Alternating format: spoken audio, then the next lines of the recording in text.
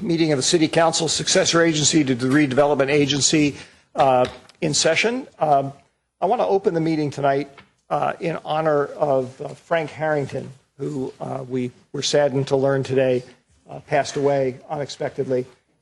Frank was a fixture for anybody who has been in downtown in the Laurel Street area for a number of years as a community service officer, both in a volunteer capacity and before that in an official capacity. And one of the amazing things about the man is that he did that all on a purely volunteer basis. Put himself in harm's way. He was qualified to be in that position, and we will miss him. I know I will miss him. I had a number of conversations with him over the years on Laurel Street, and I want to open the meeting tonight in his honor. Jeff, did you want to add anything else to that? Or okay. Then all please rise and join me in the Pledge of Allegiance. I pledge allegiance to the flag of the United States of America and to the republic for which it stands, one nation, under God, indivisible, with liberty and justice for all. Thank you. Jeff, do we have any changes to the order of the agenda? No changes from staff, Mr. Mayor, but it was suggested to me earlier that we might want to move up the Carlos Club item if we had significant public comment. Yeah, Bob and I were talking about that before the meeting started too. I'm going to play that one by ear, honestly, just because there's the unfinished business item we've had before us 3 times previously. Tended to discuss it late, and I want to make sure that we don't do that again. So we'll play that one by ear. Any other requests for changes? Okay, seeing none, we'll move on to council communications and announcements. Cameron. Thank you, Mr. Mayor. Just a couple things to update you on. I joined a couple of my colleagues at the opening of the Palo Alto Medical Foundation facility in San Carlos this weekend. It's a beautiful facility. We had an opportunity to do a tour. It was a really nice event. I think it's a great addition to our community. I also attended a CCAG Airport Land Use Committee subcommittee meeting last week, and we're now taking up the San Carlos Airport compatibility plan, which basically sets land use rules around the airport to control for safety for both noise and height around an airport. It was mentioned at the previous council meeting, but I should mention it again, that there's an open house at the San Carlos Library on December 9th from 5 p.m. to 7 p.m. for an opportunity for people to learn about the plan and to give public input. I think it's important that people who are interested in this participate. This is a plan that gets updated about every 20 years or so, and there are going to be some significant changes from the last plan that may potentially have some impacts on growth in our community. So encourage people to check it out. And that's all. Thank you, Cameron. Bob?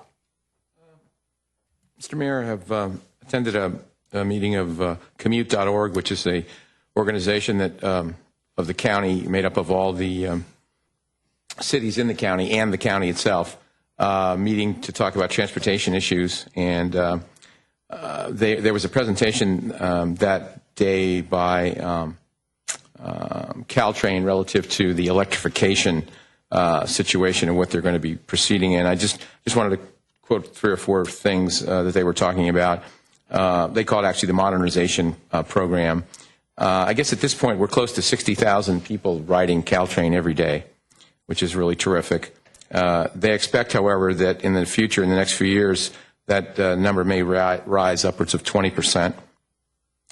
And by this modernization program, by doing electric trains instead of the diesel trains, they hope to lower pollution by 84% relative to the trains.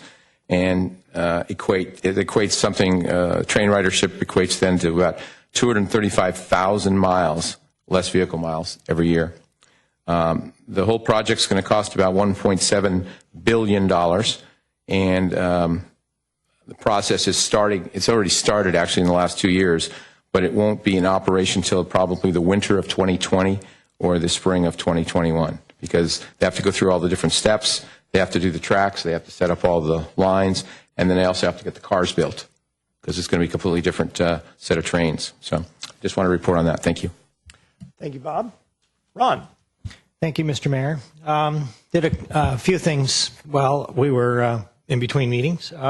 First of all, we had the opportunity to take a tour of the Black Mountain property. I think Bob and I took it one day, and I think Mark and Matt and Cameron all took the same tour.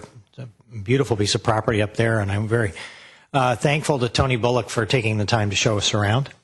Also, I took a tour of the Northern California Regional Intelligence Center in San Francisco last week. Recently, we had an agenda item to install automatic license plate readers, and I've been a little bit hesitant about that because of some various concerns I had. So I decided to go up with Chief Rothfuss to San Francisco and take a look at the actual facility and where they gather the intelligence. And it's quite impressive. What I wanted to do, I wanted to get a better handle on, I want to get a better feel for the safety and security and access and use and disposition of the information that's proposed to be collected by these automatic license plate readers. And what I'd like to do at this point, if I could, is ask that that item be brought back at a near future agenda, as an agenda item in a near future meeting. And wondering if there might be some other support from the council to do that. I'd be supportive of doing that. All right. Great. Okay, then we will add it to the agenda list. And then finally, I had a couple of Heart Board meetings that were focusing on raising more funds to build affordable housing and evaluating our Heart loans. And as Mr. Mayor mentioned, also attended a couple of PAMF openings.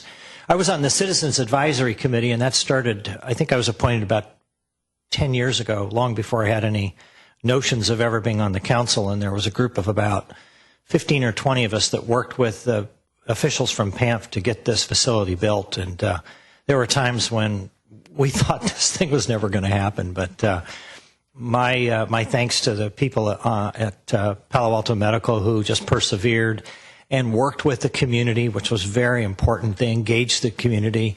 They listened to their concerns. They responded to their concerns. They worked with the city. And it's nice to see that facility now serving our citizens, as well as I'm sure citizens, residents of Belmont, San Mateo, and Redwood City, and the rest. And that's it. Thank you, Ron. I had a number of things to report on from the last time we met. I attended a meeting of the South Bayside Waste Management Authority, otherwise known as the agency that oversees our collection of trash and recyclables. Probably the biggest thing to come out of that, let my colleagues know about, the SBWMA is going to be launching a long-range plan process early next year to basically talk about what we would like SBWMA to do. And that's actually been a source of quite a bit of discussion amongst the current oversight board. So I think that'll be a useful discussion to carry through and decide just how big a footprint we want the organization to have. I had the opportunity to attend, I think it was in Ronstead, the local policymakers group about Caltrain. Is that right? For the Caltrain local policymakers group. And I heard, I think, essentially the same presentation that you were referring to, Bob.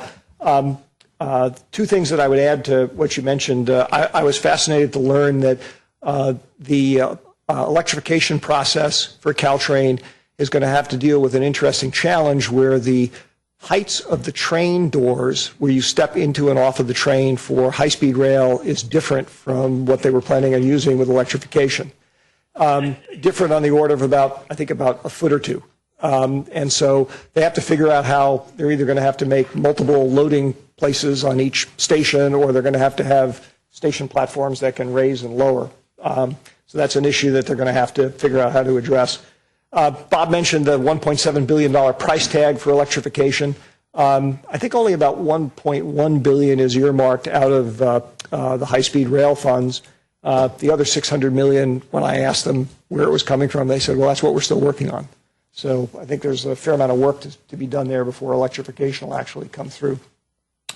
I, too, had the opportunity to attend and take a tour of the new PAMF facility, the ribbon cutting on Saturday. It's a beautiful facility. I told Tony Marzoni, the former surgeon who runs the place, I said it's so beautiful it almost makes me wish I could get sick so I could, go there and experience it from the inside. I am sorry to say that I was not able to make it to the dinner on Friday night due to an email mix-up. I actually never received my invitation to go, which led to an interesting riff on the old saw about, is there a doctor in the house? Because I was on the program to speak, and they kept saying, is there a mayor in the house? And unfortunately, he wasn't there because he didn't know about the dinner. But I understand that Ron ably replaced me, which was nice. I appreciate that. And a good time was had by all. And again, the important thing is that PAMF is open for business and it's a world-class facility. We also rededicated, Christine, is that a fair word? Rededicated Crestview Park. Still can't use the turf yet because we're letting the grass set a little bit more. And thankfully, we have some rain. But we did a little ribbon cutting there, and that was a great re-inauguration. The last two items are really more announcements I just want the community to be aware of. For years, we have been running a pilot program about off-leash dog parks, or not parks, but using dogs off-leash in certain of our parks, Burton and Highlands. That program is ending on December 1st. Is that correct? The pilot program is ending on December 1st. Anybody who's interested, there are reasons for that. Basically, it's difficult to juggle very different uses like sports uses and camp uses and dog uses in the same piece of grass. And hopefully that'll be something we'll address moving forward in trying to put together a dedicated dog park. And then lastly, I want to mention something that's I think pretty exciting news, although I'm going to end it by saying that I really hope staff brings back some study of this for us fairly soon. I was surprised the other day that the Sequoia Union High School District has purchased some property, or is in the process of purchasing some property on the east side to potentially build a new 400-student magnet high school. So it would not be as big as something like Carmont, obviously, but it would be a magnet school, meaning it would be looking to attract students whose interests fit that particular curriculum from throughout Sequoia's service area. That's great news for San Carlos. It won't be San Carlos High, but it'll at least be a high school if it comes together. Long road between here and there. And as I mentioned, the thing that I'm going to ask staff to bring back at a reasonably early convenience when things have been scoped out a little bit more is the only downside is the property they're looking at is right south of the Holly and Old County intersection. Basically is next to the entrance to Loyola Park, which is a very heavily traveled corridor, a very, very busy intersection. And it was Hobson's choice, I think, for them. But nonetheless, it's going to present some challenges for us that we'll have to address. So I hope staff will be bringing something back on that. I hope my colleagues will be interested in hearing more about it. That makes two, so that means we'll do it. All right. With that, Jeff, do you have any other comments from staff on city administrative business? Yes, thank you, Mr. Mayor. Just one item this evening, and that's a quick update on PG&E and Line 147. As the council's aware, we were originally scheduled on the timeline to begin the pigging of Line 147 in the next week or so.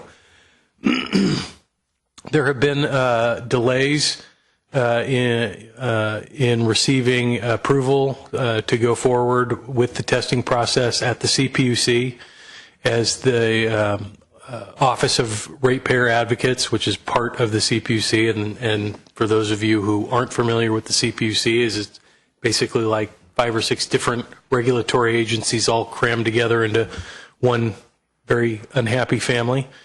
And so we're working with PG&E on our joint application, as you know, to be able to get the probe through the line. We need to have a temporary raise in pressure for about a 2-week period of time by an additional 30 pounds per square inch of gas for the probe to be able to navigate it. At this point, based on what we're hearing from the CPUC and PG&E, we believe there's a chance that the testing will take place in the first quarter of 2015, but it could be delayed as long as summer. We're working with PG&E and our own attorneys to try to expedite the process to the extent we can influence the process. PG&E is also continuing to work with their vendors who provide this test equipment to explore ways in which to conduct the testing within the existing allowable pressure limit. To date, that's still not possible, but the engineers are trying to work and noodle on solving the problem. So we'll keep you updated as this goes forward. We asked PG&E today to prepare updated correspondence that would be mailed out citywide to all our residents to ensure that everybody gets this information in a timely manner. If I can ask a clarification question, will staff review that letter before it goes out? Yes, we will. Good. Thank you. All right, so we'll move on to public comment. This is for anybody who wishes to address the council on items not on the agenda. Items on the agenda, we will provide time for public comment when the item comes up. If you wish to address us, there are speaker cards over in the corner that you can fill out and submit to Crystal. Right now, I only have one speaker card for the public comment section. That's Bob Daner. Bob? Oh, and I should mention, you know the drill. It's 2 minutes. Thank you, Mr. Mayor. Good evening. I'm Bob Daner, 165 Leslie Drive. I want to take this opportunity to make a brief comment upon Crestview Park. My wife Jean and I were among the many neighbors of the park who expressed concerns and desires on the proposed renovations back at the very beginning. Tonight, we want to express our appreciation to the members of the City Council and to Jeff, Jay, and Christine for listening to the neighbors' input and giving us an outstanding renovation. It is everything one could have asked for in a park, and it is now one of the best of the San Carlos parks. The real success of the renovation is evidenced by the much increased usage of the park as observed over the past 3 days, especially the children's play area, tables, and the track. The parking lot is full, and cars line both sides of the entry street. An anecdote I wish to pass on to you is, just this evening when Jean pulled into our driveway, a family of 4 was walking down Leslie Drive coming from the park, and this little 5-year-old girl excitedly came over to Jean saying, "It's open, it's open." And this whole family expressed how much they enjoyed their visit to the park. We thank you all for a park well done. Thank you, Bob.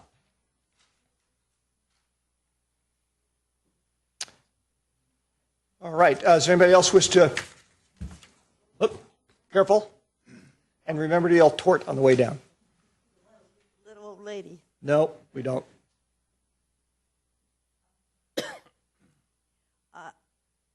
In regard to your announcement about the possible charter high school, Magnet High School. it's not on the agenda, but you brought it up, and so I'm bringing it to you in public comment. I thought when they originally reported in council meeting, maybe a year ago or so, what the plans were for the high school district, I thought that the gentleman that spoke mentioned that they would be buying property, probably on the east side, near the Continuation High School for a possible charter school. But the charter high school would serve Belmont and Redwood City residents and not San Carlos. So I would like you to please investigate that, because if they're going to put something right where it's going to cause a big traffic congestion and not even serve our kids, I don't think that's right. Jay, am I allowed to respond to that? Just briefly or not? Greg, sorry. Jay, yes, Jay, I'd like your legal opinion. I heard the other Jay. So you can during public comment you can ask general questions, but we, as you know, we prefer to limit the discussion on these items. I will follow up on that. Okay? Yes. Very good. So we will move on to item 6, which is the approval of the consent calendar. These are items that are normally approved en masse without discussion by the council. Although council members can ask to have one or more items removed from the consent agenda. Is there anybody who would like to remove an item? If not, I will entertain a motion. Mr. Mayor, make a motion to approve the consent calendar items 6A through 6I. I second. There's a motion and a second. Crystal, would you please call the roll? Councilmember Collins? Yes. Councilmember Grisilli? Yes. Councilmember Johnson? Yes. Mayor Obert? Yes. Okay, we move on to item 7, reports to council. 7A is a report to council on uses of current recreation facilities and options for additional recreational activities. which I have a funny feeling probably means Christine is going to be addressing us. Does that mic work? Is that mic on?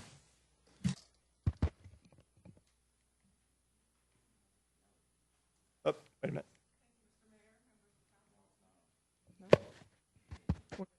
There we are.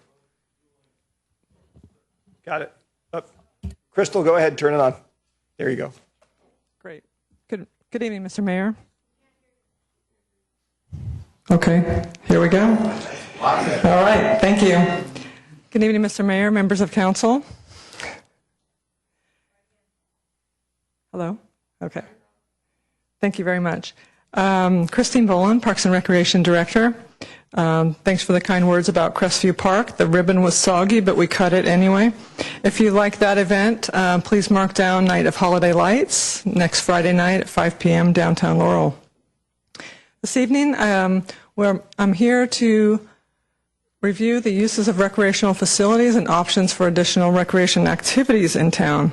By way of background, I just thought I'd mention for the public or any of the new council members what we really do have in town, all of our city assets, 17 parks. We operate 8 tennis courts, 6 athletic fields, 3 recreational facilities, centers, 2 open space parks. We coordinate hundreds of programs for youth, adults, and families. There are 9 full-time employees, including myself, and we utilize many part-time employees as needed to facilitate these programs, and we have a budget of $2.8 million. Our parks by category are categorized by many: neighborhood, community, special use, open space trails, and I just thought I'd mention that all of the maintenance is performed through our outside contractor, Gachina and Echo Landscaping. Our city facilities include Adult Community Center, and in parentheses, that is the age of each facility, just for your information. We operate a youth center and the L'Oreal Park building for preschool, and our Kiwanis building at Burton Park. It's currently leased to Arbor Bay School. Well, who do we serve? We are serving in our facilities about 10,000 people a year. 3,000 adults and a little over 7,000 youth.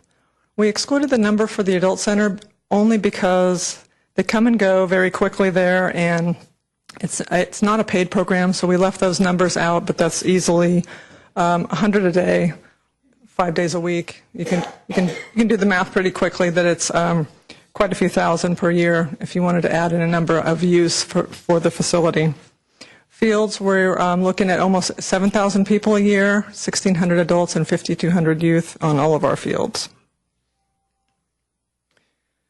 Well, it's no secret that the city does not have enough field space.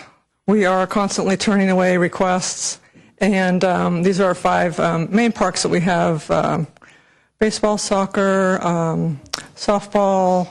All of our after-school activities are done on these main parks: Arguello, Burton, at both Madsen and Flanagan Fields, Crestview Park, Loreola, and Highland Synthetic and Stadium in the back, the grass field. What we currently experience is an increased demand followed by kind of a seasonal spread. So in the old days, you can imagine baseball had its own season, soccer had its own season, all of the different sports had their own season, and no one really conflicted with each other. And that's kind of changed these days. So we've got this spread, this kind of encroaching that's going into the different athletic seasons. So we're trying to get a handle on that, kind of pushing everybody back politely into a window of a season. So we're constantly working with the athletic sports groups and also to coordinate seasons. So soccer knows what baseball is doing, and all of those other sports know what everyone, so they're all on the same page. I got a couple emails over the weekend regarding not enough unscheduled field time. It's very difficult, as we said earlier, that there's so much demand for the same piece of space. You have baseball, you have soccer, you have dogs, you have folks just wanting to throw a football or fly a kite. It is true. We're very tight on space, and we do keep that in the back of our head, but there are solutions for that, and there are other smaller parks that families can migrate to accomplish those things, including the one we just opened, which was Crestview on Saturday. While the field will be closed for a couple more months, that is one of those parks that may not have such a constant after-school demand or weekend when the family just wants to get out there and roll around in the grass. So at this point, I should talk about what I've seen in my first 2 years in this role, and that is such a demand for field space, and there are a couple things we can do with what we have. Flanagan Field at Burton does not have lighting. That's a whole half of a field that could be utilized in the evening to take up some of that demand, constant demand. Again, on that side of the field, we've got a baseball mound, and if we removed it and installed a portable mound, that could accommodate additional softball. We've got softball on the one side, which is lighted, not on that side. And I think without lighting, as I've researched it, I think we lost some of the Babe Ruth teams and some of the baseball teams to other cities because we can't accommodate games at night. We've got a horseshoe area, very underutilized, and we have a demand for community garden. So that's one area I noticed we could be making a small change that would not have a big impact. The youth center is restricted in our general plan by age limit up to 18. If we relax those restrictions, we could incorporate some adult use in the mornings when the children are at school, and or when they're gone from the youth center at night for adult leagues, volleyball, pickup basketball games, dodgeball. The list is endless for that, for gym. And I must mention that is our only full-size gym in town. The other two that we utilize for our leagues are at Tierra Linda, and those are smaller middle school-sized gyms. Highlands Park, Stadium Field in the back, which is grass. I think if we were to install synthetic turf at some point and install lights, that would take up a great amount of, that could absorb some demand. Other options in town, we somehow need to build a Ron Collins community swimming pool. We'd love to reoccupy and... At least you left the memorial word out this time. The Kiwanis building, as you saw, is getting up there. It's currently being leased, but at some point we probably should rebuild it, perhaps two-story, and reoccupy it as our community center whenever Arbor Bay is ready. Loriola is 61 years old and really needs a lot of work. That would be nice to rebuild. Develop North Crestview either as a dog park or many other uses. This is not, this is just an idea list, so to get you thinking. We could partner with the school district or sports groups to install a synthetic sports turf field at Tierra Linda. It's a big ticket item, but it would be a great partnership if we did that. We could both share the use there. Of course, we talked about Black Mountain property, purchasing that, and building a skate park, which actually is in our capital budget coming up. So with that, I'm happy to answer any questions you may have and talk about any other issues. Thank you. Thank you, Christine. Questions for staff? I have a quick comment, Mr. Mayor, if I may. If we could just go back to the previous slide. I think there was a typo on that, on the school district one. I don't believe that would cost 25 to 30 million. I think that's probably 2 to 3 million. There goes one of my questions. Yeah, sorry. So we only need 80 million instead of 103 million. Right. I'm here to save you money. Good. Questions for staff? Ron. All right. Thank you, Mr. Mayor. Just a few questions, Christine. If we were to expand the use of the youth center, what kind of parking issues do you think we might encounter with that? Parking at that campus is tough, as you know. But I imagine it would involve, the question is what time of day would the activities take place? Morning would probably have more of an impact than, say, a night league meeting, adult league meeting in the evenings when everyone's gone home from the center. So it's kind of an ebb and flow there. A bocce group might come in, but the playground folks are leaving. So parking is it's in a constant motion at Burton Park in the youth center area.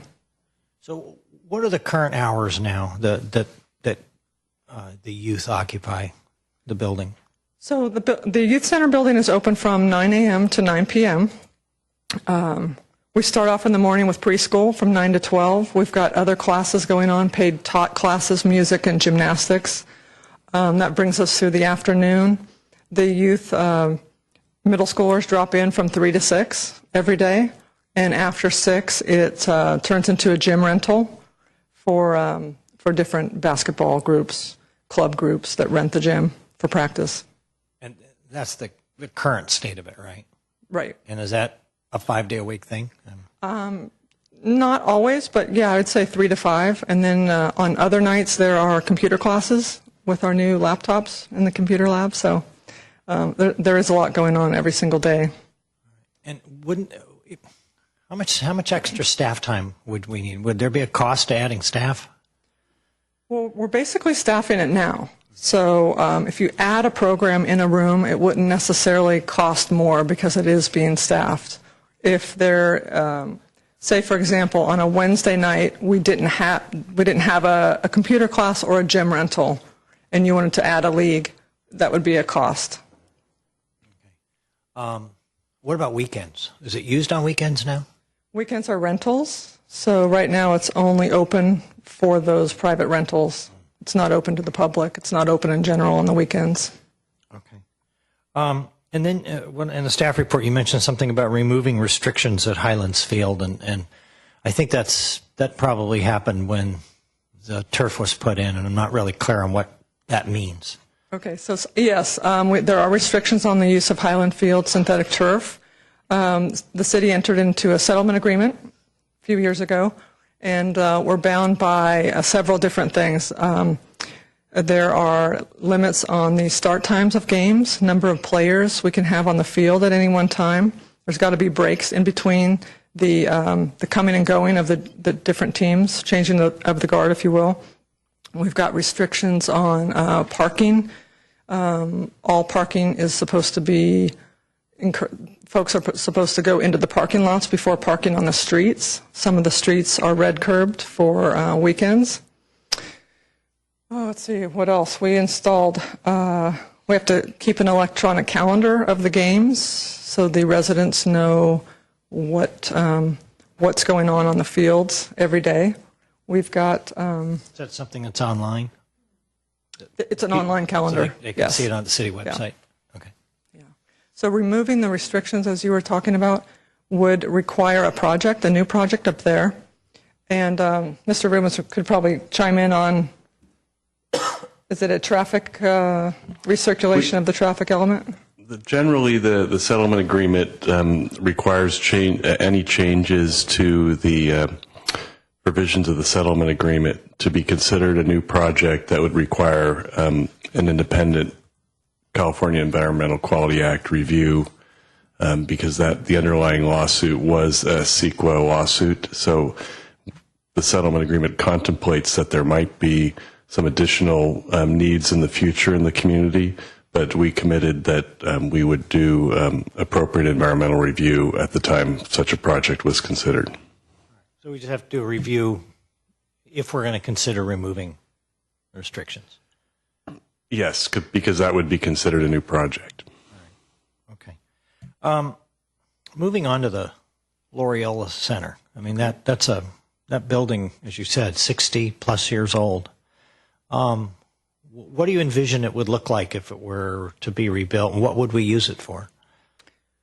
Loyola currently is one story, very small, and it was originally, I think, a neighborhood community center built by volunteer labor, which is never good. Some volunteer labor is great, but building a building can be tough in the 50s. I envision a 2-story building.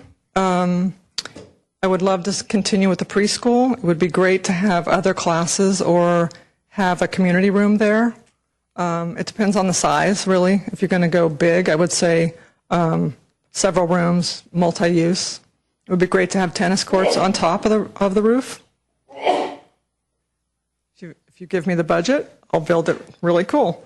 So it kind of depends on space, size, funding, and location. I think that's a really tough entrance to Loreola, so would love to move that building and have a better park entrance. Okay, that was going to be my question. Would you use the same footprint, or would you maybe move it a bit? Yeah, I'd love to see a master plan for that whole park. And then really the same question with Kiwanis Building. Kiwanis Building, currently leased until 2016 to Arbor Bay, which is a great asset to the community. I imagine, again, a bigger footprint, 2-story, same idea, multi-use rooms, bring back the general rooms that we used to have. Folks would take ballroom, dancing lessons and all those kind of classes there, and kind of reestablish the hub of the community at the building. I think that's it. Thanks. Appreciate Cameron. Thanks, Christine, for the presentation. The area that I wanted to focus on was about, your comment that our current field space has basically reached maximum capacity. I've met with a number of the sports groups, AYSO, softball, et cetera. I've heard some anecdotal things about, lacrosse not being able to have any practice space in the city of San Carlos, and just, games and practices getting scheduled earlier and earlier and earlier in the morning. Can you provide a little bit of color about how big of a problem you think this is? Essentially, my goal, or I think the priority here, is that if a kid in San Carlos wants to play an organized sport, they shouldn't be turned away for lack of field space. And I'm not sure whether that's happening or not. Can you tell me a little more information about it? I don't think anyone's being turned away. Programs are growing. I think we're just getting more creative with the times, with the numbers. And for example, if you have a game at 3:15 and you're waiting for the prior players, we'll say 3 o'clock. 3 o'clock, your game starts. The other team is actually coming on. They're scheduled till 3. So we have this coming and going at the very same minute, which is causing, sometimes the game's not finished, but you're sitting there waiting for your practice time or your game time. So it's that tight of a scheduling. We've got girls softball that bowed out a few years ago. The fees were a little too high for them. And so they just, stopped reserving. And now, it's very difficult for them to come back in, although we're trying to make provision for them because we really want to see, equal time for girls playing as well as boys. So the lacrosse and other sports like that have a very difficult time, if any, getting game time. We might be able to fill them in with a little bit of holes here and there of fields open space to get a little practice time in. But generally speaking, they do not receive time. And, I think we all agree that the youth population in San Carlos is growing pretty rapidly. I mean, do you see this as something that's going to continue to get worse in the coming years? Well, frankly, if I had, 3 or 4 Burton Park fields, a couple more fields, they would go to capacity as well. So, yes, it's a crisis, but... Sorry, can you say what you mean by that? What do you mean by it? If you build another one, they will all come. So they'll require more practice time, more games, longer seasons. So we're just squishing them into a box right now, and so. And do you see that? Is that the right thing to do? It's what we have to do. We don't have a choice. We've got too many kids, and you saw the number of fields, which is 5. There's a couple fields without lights, so we're limited to the season. Right now, it's dark at 5:30, 5 o'clock. Right. So they're off of those fields. There's no way you can play with flashlights and play in the dark. So, So just a couple additional question. So you outlined some options that that don't include new facilities, so new turf, portable mound, et cetera. Can you give us a sense of how effective you think those will be in actually reducing the fact that we're at capacity, and which of those is the best choice? Well, I think lighting, first off, to light a field allows for, 4 more hours per night, which could be quite a, 3 more softball games, a couple of baseball games, soccer games, 3 or 4 more soccer games. So that could take the pressure off of a couple, 2 fields taking the pressure off. Synthetic turf, which is controversial, I think, but at Stadium Field, which kind of fits in with the whole, stadium up there. It fits in up at Highlands because it's already lit up there. Again, that could take some pressure off because synthetic is all weather. So that's the only field up there that doesn't close when it starts to rain. Yeah. Okay. So the combination would be great. And I guess my last comment is I think this is a good presentation, gives us a good overview of what facilities we have, but I think we're looking at it from the supply side. So we're saying, these are the facilities we have and they're at capacity, rather than saying this is the number of kids and the number of hours and the number of teams that want to utilize facilities, and how do we as a city best meet their needs. And I think, there are facilities beyond, so there's also what you didn't talk about is, Heather School and Tierra Linda, and there are other facilities that are being used. And I think from my perspective, I just want to make sure that kids who want to participate in organized sports can do so, even if that's on our fields or on the school district's fields, or if we can come up with other creative solutions. And so I'd love in the future, I know that this was kind of an ad hoc study that was done, and I think it was good, but as we consider, potentially as part of the budgeting process, or whenever we have other rec reviews, I'd love to know kind of what's the demand. Do we anticipate that the demand is going to increase over time, which I think it will, and what kind of strategies can we best employ to make sure that when a kid wants to play baseball or soccer or lacrosse, there's some grass waiting for him. So Sounds good. Thanks. Thank you. Ron, I see you had some other questions, but I'm going to go first if you don't mind. So I will turn it back to you in a minute. Thanks for the presentation. Christine, let me just follow on what Cameron's closing comments were, because they are very similar to my takeaway as well. I think this is a good first start. I think we do need a more in-depth look at the situation, particularly from the demand side. I'm sure my colleagues have gotten them as well. I'm sure you have as well too. I mean, I've gotten a number of emails over the couple of years I've been on the council about kids who are being turned away from programs. They aren't being. It's not that the programs are being turned away. Although, for example, lacrosse, what happens is they go someplace else, and eventually they will stop asking the San Carlos Department of Parks and Rec for space, because they're like, well, the answer is always no. We got to go play someplace, so we just stop asking.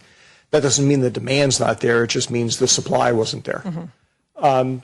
But I've also heard that there are conscious efforts on the part of some of the leagues to basically not enroll as many kids as have expressed interest.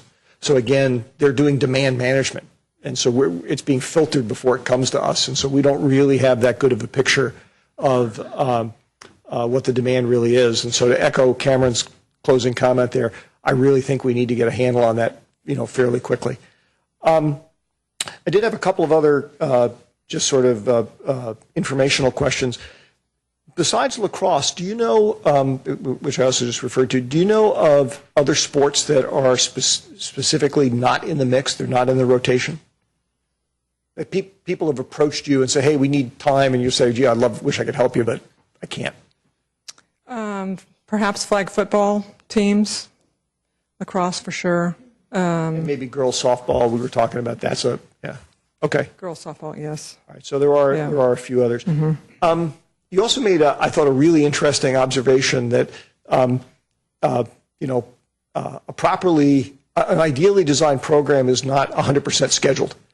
That there are times for the fields are just not scheduled, so that impromptu uses can be made of them. Right. Do you know what percentage our fields are actually, the major fields are actually scheduled? I'm talking about the big ones. Is it pretty much all the time? I don't know. I do know that up until 3 o'clock, they're wide open. It's that 3 to 6 or 7 that it's booked, constantly. Let me leave you with, I would be interested in knowing after 3 o'clock, what percentage is unscheduled, and also particularly on the weekends. A couple of times you referred to lighting options and lighting alternatives. One of the things that came up, I think it was actually I learned about it from the Four Corners work because of the lights that were being put in place, up in Claremont. There are apparently more modern lighting systems that are fairly focused. You can't keep a field lit and not have spillover light to other areas, but you can sort of cut down on the glare. Do we use those anywhere? If not, have we looked at installing them? We do know about them. They're it's a newer product. I think we're using kind of an old school spillover light product at our fields. Okay. But it's something to look into if we ever go that route. Yeah, I might suggest you think about adding that to the list of things to consider. Community gardens, you touched on. I think that's a great idea. I've had a number of people approach me over the years about that.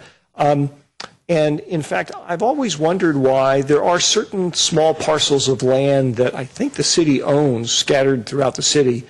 I've often wondered why they couldn't become commercial gardens. The one I know best is actually on Cedar, just a little bit north of San Carlos Avenue. It's where a street, originally there was a paper street that was supposed to go up to connect to Hillcrest, and it's still a public right-of-way. The only reason I know about it is because at one point I was looking at buying the property right next door to it, and I thought, wow, this is a huge piece of property, and the homeowner said, well, I've been gardening that for a long time, but it's not really mine. It's been in the back of my mind that if there are places like that, why couldn't we turn them into community gardens? So it might be worth talking to Jay and get an inventory of those little parcels to the extent we have them around town and see if we can't do something there. And then lastly, I did have a question about some of the cost numbers associated with, for example, turning North Crestview into a dog park. I think the figure was several millions of dollars. Particularly given that we're closing down the off-leash program in just a couple of weeks, I would, and because I happen to know, and I think we were told this by a number of people when we were looking at the land swap, it's sort of used as an impromptu dog park by a number of people already, probably mostly local residents. Why couldn't we just, do what we did at some of the other little parks and put up the station for the doggy bags and a trash collection service and just say, hey, this may not be what the dog park looks like in the long run, but for now, here's the dog park. I mean, that would seem to me to be, it can't possibly cost that much money. Well, it couldn't. No, it doesn't. But ideally, I think you would want it fenced. I think you would want a small dog area and a large dog area. I think you might want to put some benches in, some type of water feature, watering device to water down the area. I confused you a little bit. All of those would make a lot of sense, particularly if one was creating an off-leash dog park. I was actually, and fencing wouldn't be that hard to put up either. But I was thinking even if you just allowed and made it easy for people to walk dogs up there and dispose of wastes without, okay. Yeah. Well, dogs on leash are allowed in all the parks, so that would be fine. Yeah. Okay. Then we could maybe do some things to just enable it, make it easier for people to throw stuff away. All right. Ron, I think you had a couple of other questions. Yeah, I actually just had one. A number of years ago, there was an attempt to put lights at Flanagan Field, and there was some community opposition. And it really focused on the hours. And I'm wondering, in the summertime, what would be the upper limit that those lights would be on, say, if we did have the lights at Flanagan? 10 p.m. 10 o'clock? Yeah. Okay. That was it. Thanks. All right. I have one. Thank you, Christine. Thank you. I have one speaker card from Alessandre Rosinko, who wishes to address the council on this item. If there's anybody else who wishes to, please fill out a card and give it to Crystal. Yes, thank you, City Council members. It's nice to see that North Crestview Park has made the presentation, unfortunately has not quite yet made the San Carlos Parks directory, and I'd like to see that changed. This is my third request now. But to address your subject on what you'd raised with Christine, Mayor, you're right. It is an impromptu dog park, and as you know, the neighbors up in that area are very concerned and very interested in how the park is used.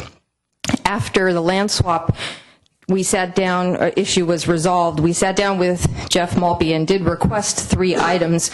One was to allow us to put a sign up there, and they graciously did, and now there is a beautiful wooden sign that was made by one of our members that says North Crestview Park.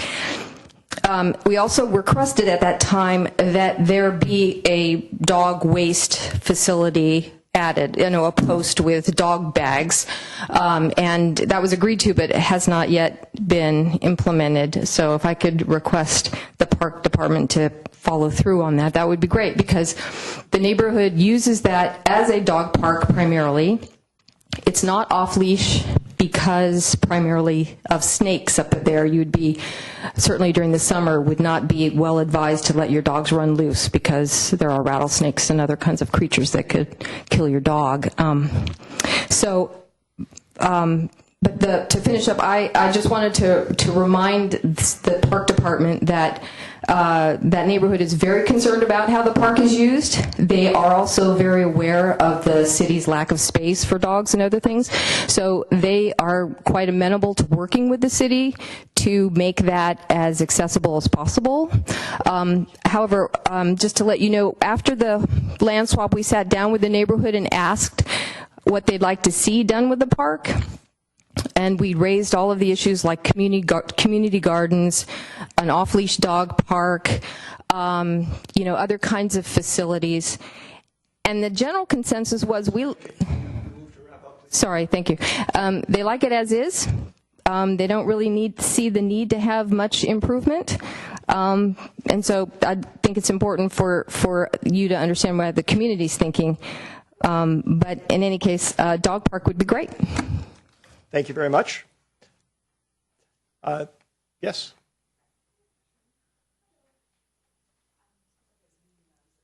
That's quite fine, Sherry. By the way, I forgot to mention for everybody's benefit, when you're speaking, there should be about 15 seconds before your 2 minutes is up, the yellow light will come on. So just be aware of that. I just wanted to, I love seeing this. I wanted to mention this. As I'm sitting here listening, I'm hearing a lot about more and more kids in town and more needs for ball fields. And as you mentioned, we have terminated the 2 off-leash programs. So I just wanted to ask you guys to keep in your thoughts that we got to get fields for the kids, but there are an awful lot of dog people here that really do look for that off-leash area. And North Crestview is great, but if you go up there, it is extremely steep, and it's a long ways from the central core of downtown. So I just would like to ask you to keep in the back of your minds that there are a lot of people in town that could sure use a level, accessible, fenced dog park. So just ask you to keep that in your thoughts. Thank you, Sherry. Anybody else wish to address the council? If not, I think, Jeff, this is just a report, so we'll move on. To item 7B, which is a presentation outlining the alternatives for the Four Corners Traffic Improvement Project and provide staff with feedback and direction. Welcome, Greg. Thank you, Mr. Mayor. I was tempted to give legal advice at that moment, but then wisely deferred to our city attorney. So well, I think he wants to give facilities advice once in a while, too. So we'll trade secrets after the meeting. Mr. Mayor, members of council, Jay Walter, Public Works Director, here tonight. We have a report to you on the progress and status of the Four Corners Working Group, which, as you're aware, is the group that was formed with the City of Belmont, City of San Carlos, Sequoia Union High School District, and San Carlos School District to come up with a plan of action for traffic improvement and circulation improvement in the vicinity of Carlmont High School, Tierra Linda Middle School, and Alameda de los Pulgas, San Carlos Avenue. So we coined the phrase several months back, Four Corners Working Group, seemed appropriate at the time. The consultant that we hired to do the traffic study Steve Weinberger from W-Trans is here tonight, and he's going to give you a presentation on where we are, and we'll be happy to take questions after that. Great. Thank you.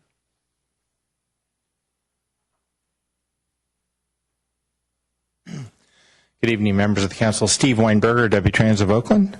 As Mr. Walter said, I'm going to be giving you a brief presentation of the current status of the study. We've been, as Commissioner Collins knows, we've been meeting with the Four Corners Group several times now. Is it the...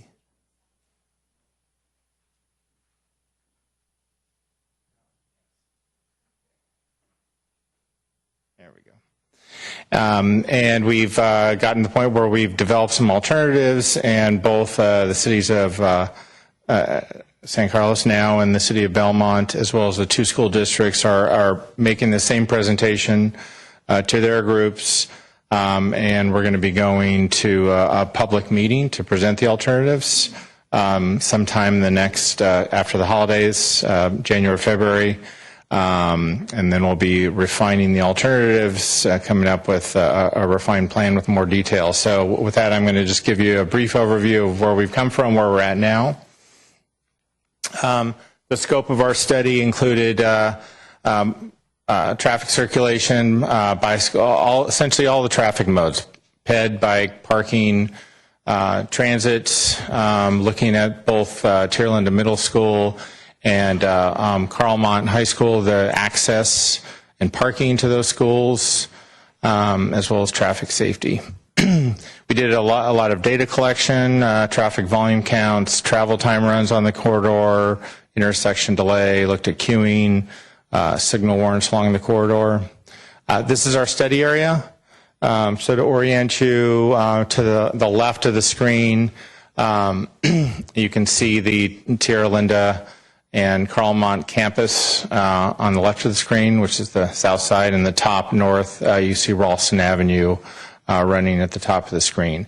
So the intersections that are circled, we're focusing on those intersections, which on the left side of the screen provide access to the two schools.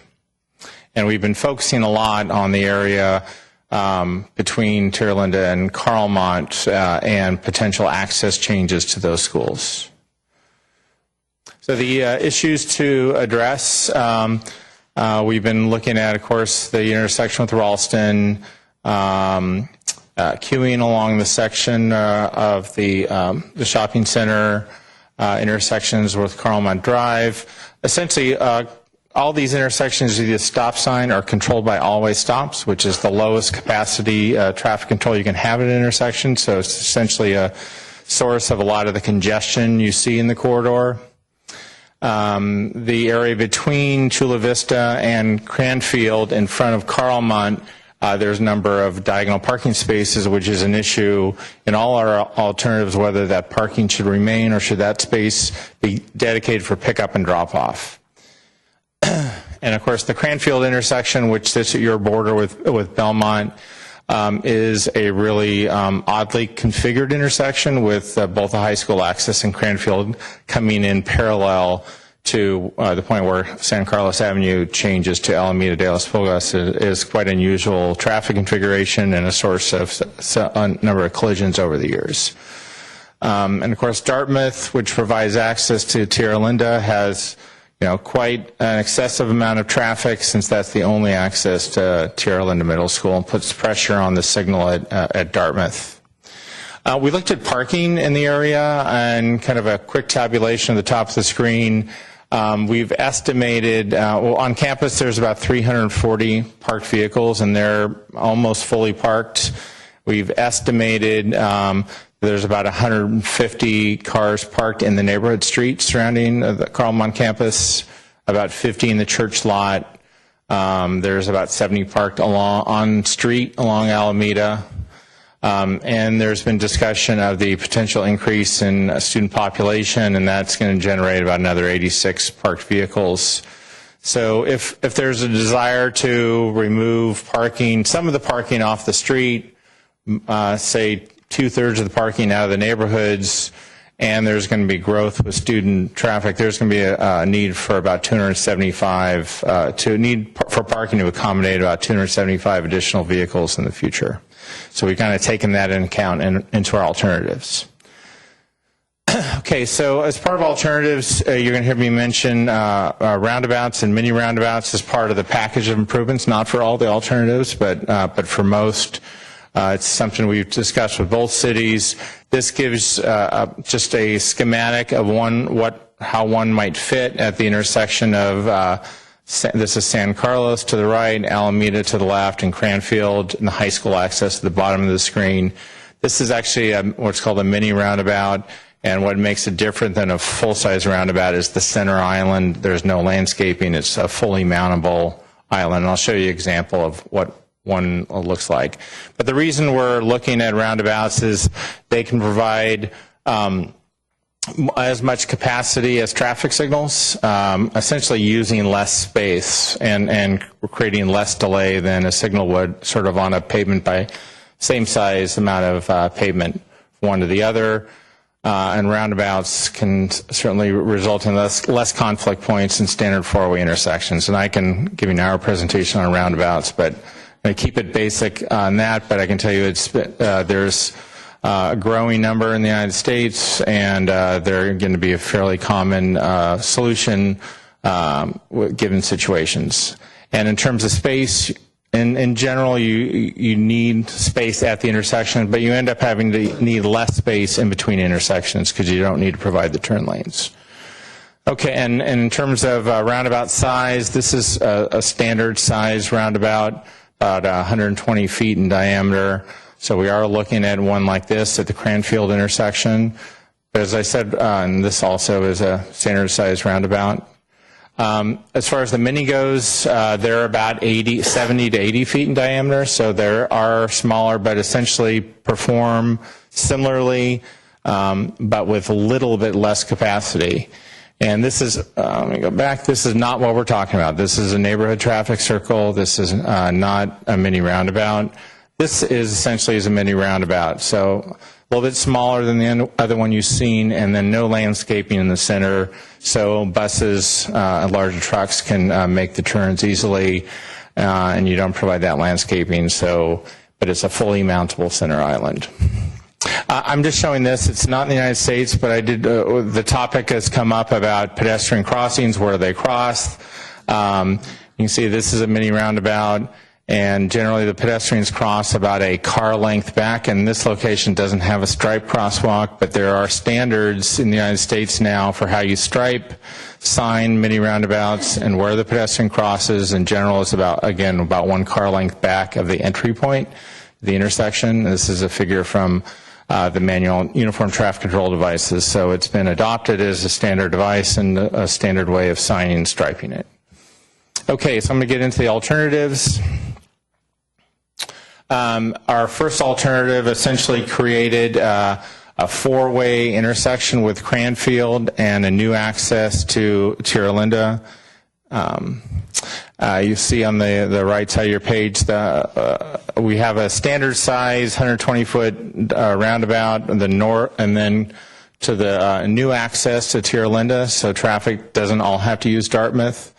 And then we've taken the high school access and the church parking lot and put them into a smaller intersection, so you have one entry into that intersection. Then we've created mini roundabouts at Chula Vista and El Verano. And you see we put a parking structure on the Claremont High School site, and that parking structure we show for all the alternatives, and that's actually on the tennis court site. There are certainly a lack of space on campus, but we felt that if the high school can look at potentially putting parking underneath a tennis court structure, it's a way to one level of parking on that site is going to account for about half the need of that number I gave you earlier. So this is one alternative, and keep in mind with any of the alternatives with the roundabouts, we have the advantage of traffic that may be dropping children off on street would have an easy U-turn movement if they're going to want to return back, sort of with minimal impact that they have now to the intersection and corridor operations. Second alternative, rather than a four-way at Cranfield, we've created new school access points, kind of midpoint between Cranfield and Chula Vista, and you see the traffic signal there.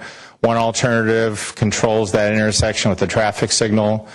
So again, from Sierra Linda standpoint, there's access still to Dartmouth and access to a midpoint on Alameda, and the high school would divert their existing access over to this new access point and only have an emergency vehicle connection to Cranfield.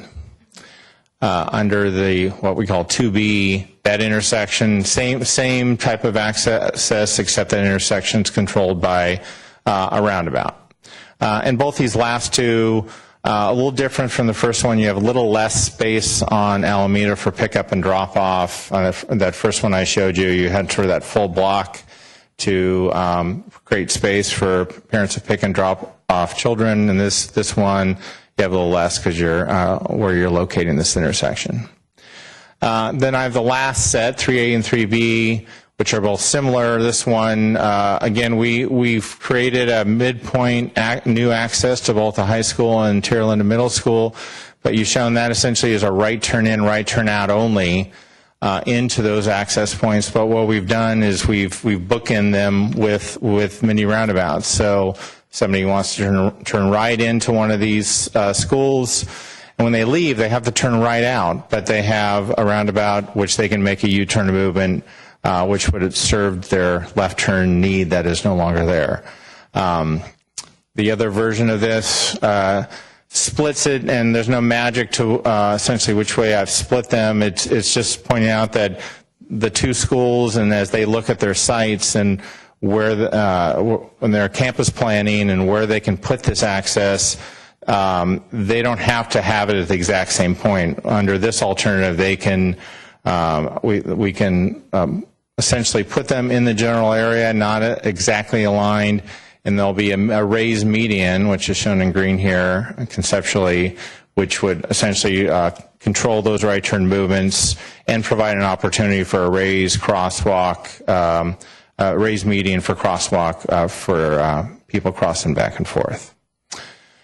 We did a comparison of these alternatives. Essentially, those last two fared very well in terms of, we looked at congestion, safety, drop-off opportunity, pedestrian safety and movements, as well as right-of-way impacts. Those last two fared very well. All of them, essentially, we developed these alternatives because they all work from a traffic operations standpoint and produce less delay than is occurring now on the corridor. So these are the 5 alternatives we're going to go to the community with. Like I said, we haven't scheduled yet, but in January, February, to present these and get feedback from everybody. And we are also waiting feedback from the 2 school districts on their campus planning issues. We do have other issues we don't want to lose sight of, and such as pedestrian safety at crosswalks, all these locations, the parking supply issue, and how that's going to be accommodated. Of course, bus service, bus stops, where they get located, that will come out as we detail these the preferred alternative later in the process. So we're at the point now we're trying to get concurrence on the alternatives, and we're going to be refining a plan and coming up with a refined alternative plan that has more detail than I've shown you tonight. So with that, I'll entertain some questions. Thank you, Steve. Before we go to questions, and actually I'm going to ask in the interest of time that we have sort of questions and feedback, I would like you and Jay to describe what are you looking for from the council in terms of direction, since you're asking for direction. Mr. Mayor, really what we're looking for tonight is your reaction to this, if you have any other suggestions for us. But basically, this is a status of what's been kind of developed, studied, and modeled for the corridor. And we're getting ready to be able to take this out to the public. So feedback on that. I'm not sure there's a lot of other new ideas, but if you have something, we'll take that too. And we'll be working on that over the course of the next 6 weeks or so before we go out to the public again. Okay. Thank you. Cameron. Thank you. Thanks for the presentation. Just a few quick questions. So essentially, the recommendation that's coming back is for alternative 3A or 3B. Is that accurate? No, I mean, I know you said they're all good, but in terms of your analysis, it seems to have the biggest, or I mean, if you look at your chart, if maybe you can jump back to that slide. Through the chair, aren't I apologize, but aren't we having a meeting on Monday in Four Corners, and we're going to discuss all this? We are. It's good. That's sort of the path. Right. Okay. So we haven't decided. I mean, I don't think I missed the last meeting, but Mr. Collins, we haven't decided on anything yet. Nope. We've just been. So I just wanted to make sure everybody understood This is what the just part process of the was. process. I got it. Okay. Yeah, and to confirm, an alternative has not been selected yet. Like I said, all these alternatives work. Okay. They each have their own features and benefits, consequences, and we're just laying those out for everybody for the upcoming discussion. Fair enough. I mean, just looking at this chart, it seems to have a lot of positive attributes for 3A and 3B. I wanted to ask, what's the difference between the two? It was basically the alignment of the entrance to TL and Carmont. Is that the difference between 3A and 3B? Yeah. If you could be just a little bit more detailed so that we understand why these are separate alternatives and not just a single alternative called number 3. And they're called 3A and 3B because essentially alternative 3 creates new access points for Tierlinda and Carlmont, sort of midpoint between Cranfield and Chula Vista as shown on the diagram, and they're essentially controlled by right turn in, right turn out only movements, which is channelized through a raised median. The difference between 3A and 3B, this one 3A, this one 3B, and under 3B they're offset. They could be offset the other way. We just wanted to show that there wasn't a specific need to have them aligned like they're shown in 3A. They can be offset slightly depending on the needs of each school's site planning. Okay. Looking at this slide for a second, we had a discussion at the 2+2 committee, and there was a question raised. I think Mark may have raised it, which is, what's the most of the traffic that's going to Tierlinda is coming, up San Carlos Avenue. So do you believe that a sizable amount of traffic will have an incentive to go through that intersection, to go to the secondary access, and then back up and traverse through Tierlinda versus the more direct route, and the route that people have been going on is just to simply go up Dartmouth? How do you think about that? We do know that Dartmouth, the signal at Dartmouth San Carlos performs within standards. The amount of traffic, though, on Dartmouth coming from Tierlinda is excessive during the short amount of time that the school pickup and drop off, and being a single access point. We felt that creating a direct access from the school side directly to the arterial Alameda was going to be beneficial. Was going to take a little pressure off the Dartmouth intersection, take a little pressure off that Dartmouth neighborhood street, and provide the school with 2 access points rather than 1. Okay, so you think people coming down are going to say, I'm not going to turn right on Dartmouth because it takes forever. I'm going to go straight, make the turn, come up, and go through? Traffic does have a history of balancing itself where there's the path of least resistance. Okay. The analysis is the kind of net traffic congestion. I'm interested about local impacts. So if you live on Cranfield or you live on Chula Vista, does this make your life better or worse? Well, I think the alternatives, as far as Dartmouth goes, you asked about Dartmouth? No, just overall. So if you go back to that summary slide you had, kind of, it looked at overall congestion, overall safety. Mm-hmm. So there are folks who, are dropping kids off or going to schools, but then there are other folks who live there and who have to traverse this intersection all the time. Does adding roundabouts make it so they can get out of their house and to their destination faster? Or so if you live right in that neighborhood, is this an improvement? Is it negligible, or does it make the situation worse? It depends on what street you live on. Okay. If you live for residents of Cranfield, actually all the alternatives, in my opinion, produce a better opportunity and safer opportunity to make left turns onto Alameda than now. Mm-hmm. It simplifies the intersection. The roundabouts are proven safety, provides safety and capacity. Under the alternatives where we didn't have a roundabout at Cranfield, we are showing some restriping and kind of shrinking down of the intersection. So I believe as Cranfield goes, it's going to be better than the existing situation now. The other streets, if you look at residents on Chula Vista, El Verano, coming to those intersections, those are always stop-controlled intersections. Like I said, it's a low-capacity intersection. The benefit people on those side streets, the residential streets, have is they have an equal opportunity to gain access to the intersection than the higher volume movements on the main street. So what we're doing with the roundabouts is, and actually probably be in terms of traffic level service, not much change at all. But side street traffic will probably have a very few second increase. Main street traffic is going to have a substantial decrease in delay. So you're trying to serve the higher volume movements than you do now, because right now everybody's got equal opportunity, and you have high volumes versus low volumes on the side street. Okay. Well, I appreciate the frank answer on that. The last question I have is, can bicycles traverse roundabouts? Yeah, there's a specific design treatment for bicyclists in roundabouts, and it's not to provide the bike lanes in the circle.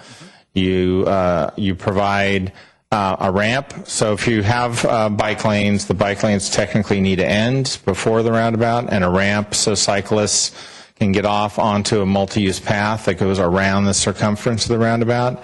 But if you're an experienced cyclist, traffic is now traveling at a low speed that you can essentially claim the lane and travel to, as a vehicle, because you're now traveling.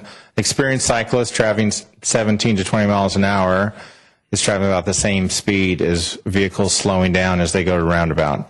Less experienced cyclists can get off and be on a multi-use path around the outside, and that's the standard way of designing for. Is that path at the height of the sidewalk or the height of the street? The path for the cyclists? Yeah. It's generally raised, essentially a wider sidewalk for both peds and bikes on the outer circumference. So I mean, if there's a series of 3 roundabouts and you're getting off and kind of going up onto the path and down, it's going to slow you down as a bicyclist. If you're a less experienced cyclist, yes. All right. Thank you. Okay. Thank you, Cameron. I only have sort of one question/observation, but that's because I'm a skeptic about roundabouts. But Jay and I have already discussed that, and I'm scheduled to be taking on a tour someplace to see them in action.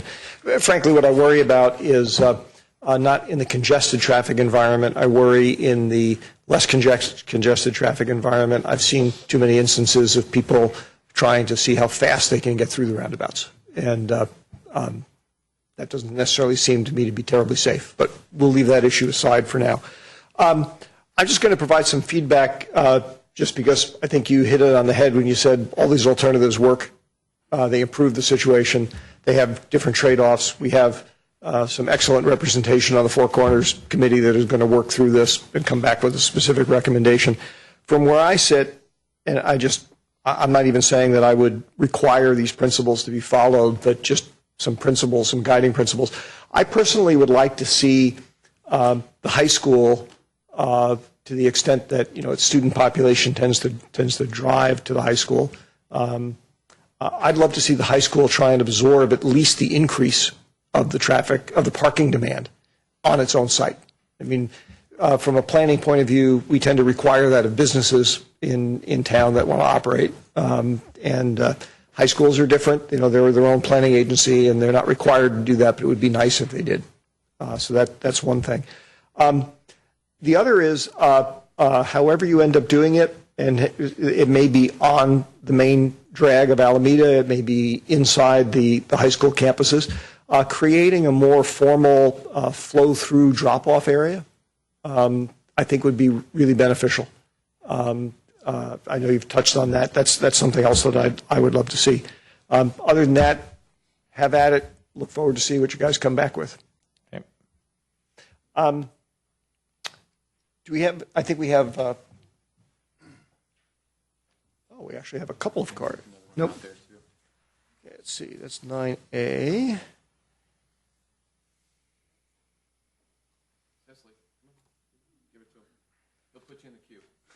Yeah, actually, I was going to say these cards are for 9A. And just, Bonnie, was this your card from before, or are you wishing to speak again? We've already addressed it. Okay. Fair enough. Cecily. And if anybody else wishes to address the council on this item, please give us a card. Cecily Harris for Cranfield Avenue. I'm the second house down Cranfield, and I really am impressed with what's happening in Belmont. I think there's some great ideas putting traffic circles on El Verano and Chula Vista. But when you look at Cranfield in 3A and 3B, number one, look at the take through my neighbor's property. If you look at where his RV is parked, that is his property. That is not city property. I'm sure he's going to be thrilled with emergency vehicle access going through his yard. Number two, if you look at, I don't know what it's called, but that road going into the Tongan Church. I don't know how anybody living on Cranfield is ever going to be able to exit our street. The crosswalk is being moved significantly further up our street. You're adding an emergency vehicle access road, and you're adding a new road to the church. I don't know how this relieves anything. And that's something I want the city to think of. You know, we brought this whole topic forward. Our street talked to Senator Jerry Hill. He was assembly member at the time, years ago, asking for help, and we're not getting help through these alternatives. It's making things worse. Thank you, Cecily. Anybody else wish to address the council on this item? Okay. Thank you, Jay. Thank you, Steve. We will move on to item 8A, which is a carryover from some earlier discussions we had. Consideration of adopting a resolution, adopting the elected official salary and benefits resolution. Just as a little preamble to this, there's an interesting question here about, since some of the potential actions that may be addressed tonight, we'll see whether they actually are, they do have the potential for benefiting council members individually or collectively. The law actually provides that the council is allowed to make recommendations, make changes to its own compensation, with the caveat that those changes can't go into effect until the next election. That's done deliberately so that if the public doesn't like what the council has decided to do, they can change the council. In this particular case, there was a question that got raised partway through our earlier discussions about whether or not one of the potential changes, which would have provided, had it been, if it were to be adopted, a individual council member with a lifelong post-council career retirement benefit, as to whether or not that fell under the same sort of auspices. It turns out that actually it doesn't. It is actually an example of another type of thing where there's a potential conflict of interest. It is not considered a serious, I guess I would say, conflict of interest. It is a conflict of interest where simply that council member can't be present for the discussion or vote on it. And if that were to happen, if the person was inadvertently there as part of a discussion, we would simply bring it back without that council member present and have the discussion again. As it turns out, that one individual council member potentially here is Matt, and since Matt's not here tonight, that won't be an issue. But I did want to explain that by way of background to folks because it was a question that had occurred to me, and it just goes to show how we all need to be very cognizant of whenever we're dealing with things that affect our own pocketbooks, that we have to be careful about the conflict rules. So I just want people to understand that we are following them properly here. So, Jeff, is there a staff presentation on this, or are we moving to see what the council would prefer to do amongst the two resolutions? I'll give you just a brief presentation for benefit of the audience and the public. But before I do that, Mr. Mayor, we were just at the end of the last item handed a couple of public comment cards, one of which appears to be for the last item. Jeff, let me have them. And so it's for Ms. Sarah Haller, if she still wants to speak on the traffic item. Please feel free to come up. Sorry, I didn't give you enough time. Not a problem. Oh, okay.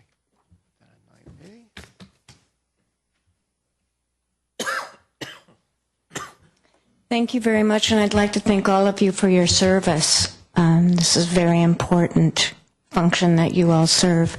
I live on San Carlos Avenue, and I recognize that that's not necessarily part of the Four Corners situation. However, the block where I live is a 25-mile-per-hour zone, and I'm a little bit concerned because I know that the Traffic and Circulation Commission has not been meeting recently, in part due to lack of commissioners. But people speed in my block all the time and run yellow and red lights, and it's becoming really, really dangerous. And I recognize it's not the only area of the city that is dangerous. However, they go 40 to 50 miles an hour in the morning and in the evenings in the block between Chestnut and Cedar, where I live, and in the 2 blocks on either side of that. Now, I recognize that traffic violations can be a huge source of revenue, and so I would just like to ask that when we can, we get somebody out there to clock people occasionally, and I've called about this in the past, and I recognize that it's a manpower issue, but I would like to express my concern about it and my interest in having that addressed when we can. Thank you. Thank you. I think I saw Jeff making notes there, so Jeff, you'll pass that along to Chief Rothaus? Yes, I will, Mr. Mayor. And as you're aware, and just for the benefit of the public, we do have technology now that we can deploy just for purposes of collecting traffic data, not actually issuing citations, but just collecting traffic data on the speed and number of vehicles traveling through specific areas. Very good. Thank you. All right, so you said you were going to give us a brief summary of 8A before we move on to seeing if there's anything the council wishes to adopt. That's correct. Thank you, Mr. Mayor. Jeff Maltby, City Manager. The council salary and benefit resolution on the agenda tonight has been discussed by the council over the last several months on 2 previous occasions. The council's salary and benefit resolution hasn't been adjusted since 2009. Staff felt it was important to come forward this year because of one specific change, which is a legal change based on a recent attorney general opinion in how the alt medical or alternative medical benefit is handled for the city and council members to the extent that they take that benefit, or city employees when they do so. Currently, that benefit would be paid in cash. Based on the Attorney General recommendation, it would need to be not paid in cash and put into a deferred comp type plan. So that change is incorporated in both resolutions before you.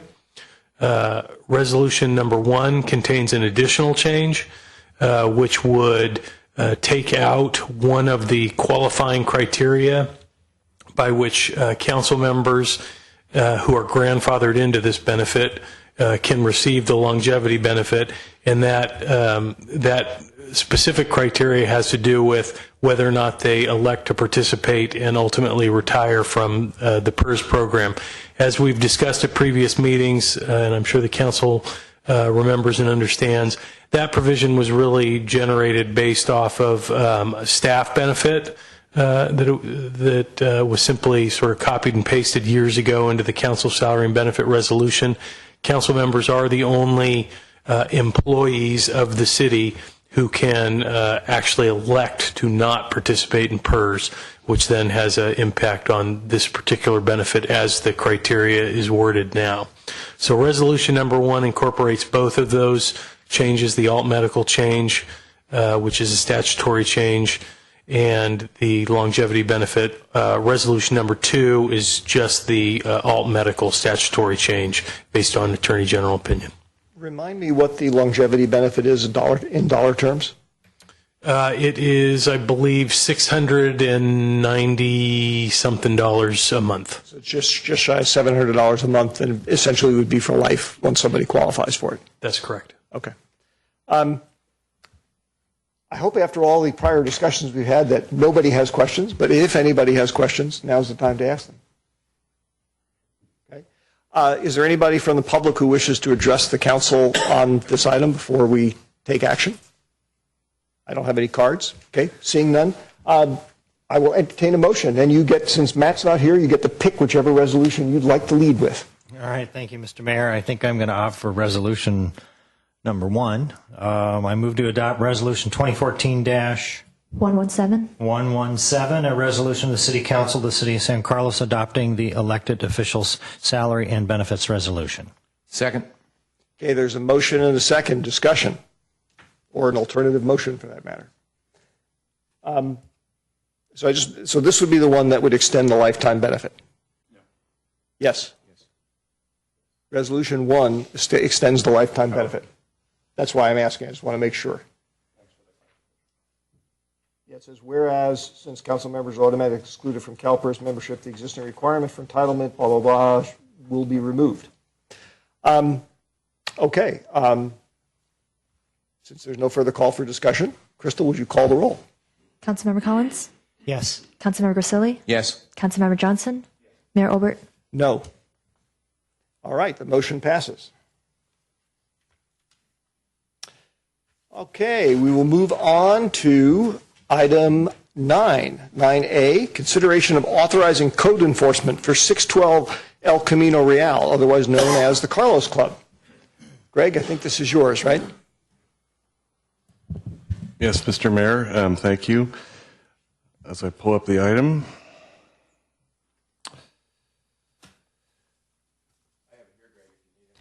I've got it on my iPad electronically. So. Oh no, he has the later one. That's totally revised.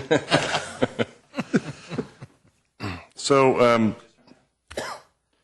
what's before you is an item that was requested by council that we provide a report on the status of the 612 El Camino Real that has historically been known as the Carlos Club.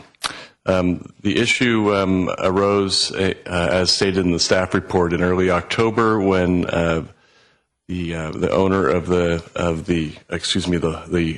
of the business, not the owner of the building, came in for a temporary sign permit to advertise his new business. That temporary sign permit was presented but deemed incomplete, and a notice was provided to the owner. In the meantime, the owner had put a flexible temporary sign over the marquee sign. That's the sign that has the words Carlos Club on it, with light bulbs and neon. After staff advised the business owner by way of a letter, the business owner removed that temporary banner and then did nothing further. Our information is that the sign was modified during the course of the installation of the temporary banner, and some neon was removed along the alley, and the electric light bulbs were removed from the Carlos Club marquee. So staff continued to try to work with the business owner and actually met with the business owner. Nothing happened as a result of that.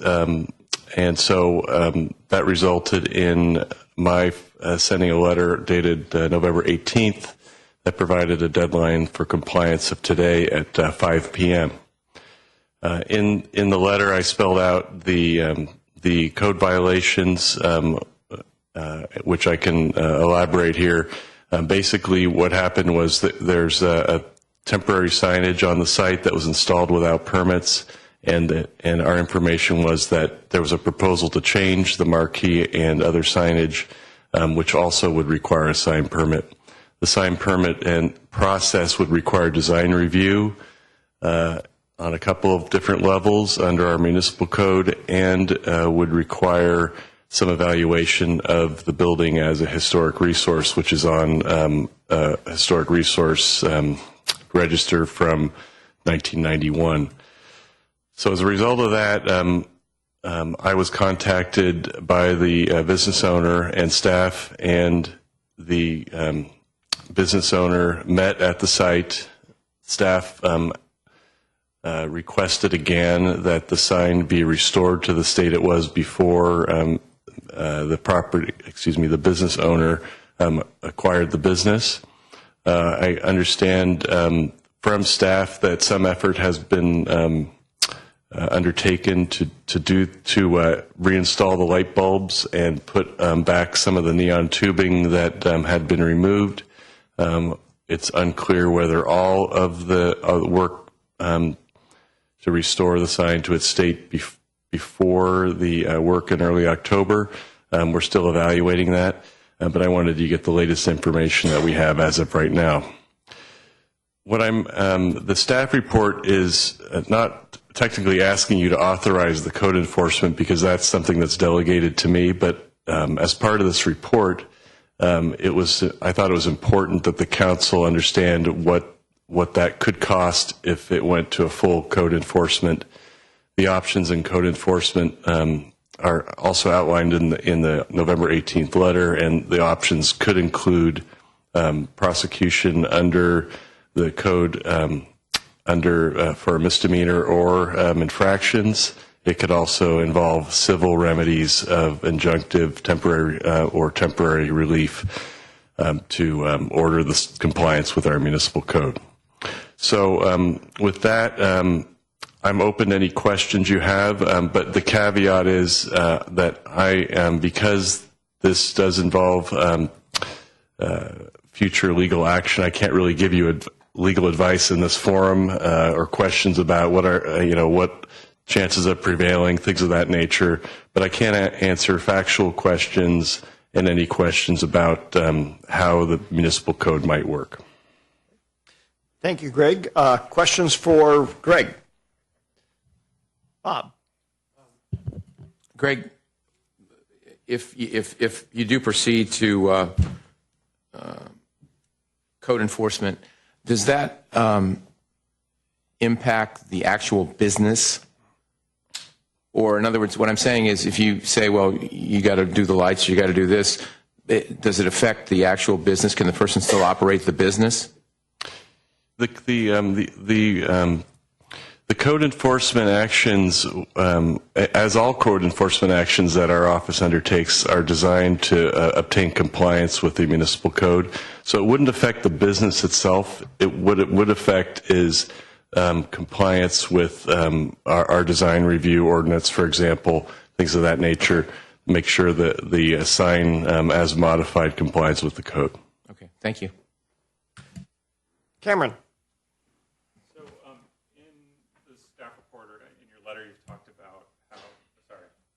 Amplify myself here, that because the sign is on a list of historic places in San Carlos, that the business owner would have to submit a permit, and that permit would be subject to CEQA, which would carry a public process. Could you describe what that public process is and what recourses the public would have, hypothetically, if a permit were to come forward?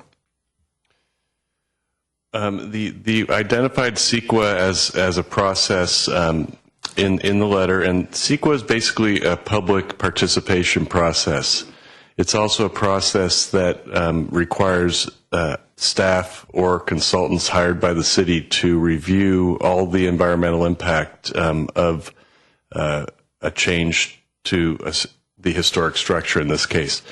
So what we would do with the application, we haven't received an application other than that temporary sign application, but if we received an application, we would need to analyze the application to see what's being proposed, review what potential alternatives might exist for preservation. It might include mitigations appropriate to the environmental impacts that have been identified in the environmental review. The environmental review could be a mitigated negative declaration. It could be an EIR, but that would be determined at a later date after we've received the application. So can you tell us, for the benefit of the audience, when you say environmental impact, we're talking about a sign, so most people, when they think about environment, they're thinking about, clean air, clean water. So how does changing a sign impact the environment from a legal perspective? Well, in this case, it's because the Carlos Club has building 612 El Camino Real has been identified as a historic resource, and it actually has landmark status, which is a higher level of protection under environmental review for historic resources. So what that means in this case is we'd have to, for example, as has been done with other buildings, such as the Laurel Theater project about 12, 15 years ago. That was analyzed in that process. The building had some historic murals in it. The building had a marquee. It also had neon lights. So that all had to be analyzed as part of the development project. So the main issue with the difference between a mitigated negative declaration and an EIR is the time. It takes longer to get an EIR. An EIR has statutory requirements that have to be considered, such as a no project alternative, things of that nature.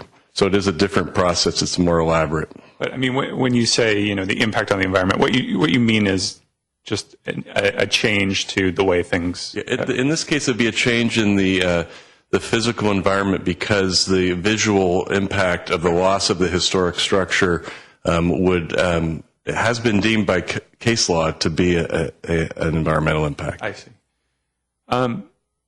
Is there a circumstance under which the building owner or the business owner could simply say, we don't want to have the sign there anymore, we want to take it down, we want to destroy it? What in that case would be the options of the city or the public?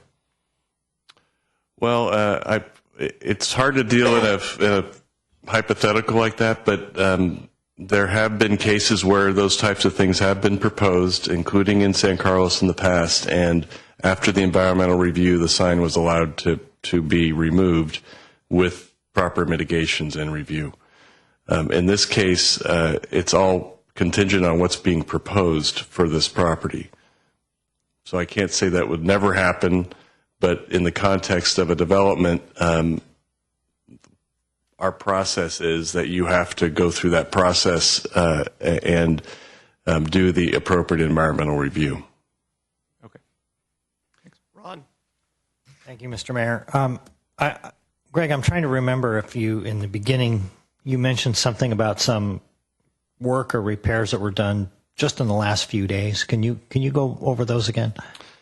Well, I personally have not gone to the site to investigate it since our meeting last week, but I understand from staff that since that meeting, the light bulbs that had been removed from the words Carlos, that were individual light bulbs, have been reinstalled, and that some neon on the alley sign that identifies parking has been reinstalled, but we don't know whether it's operable or if they've actually complied completely with my request that the property be put exactly the way it was before the current business owner made any changes to the property. So he could have put the lights in but not turned them on, for example.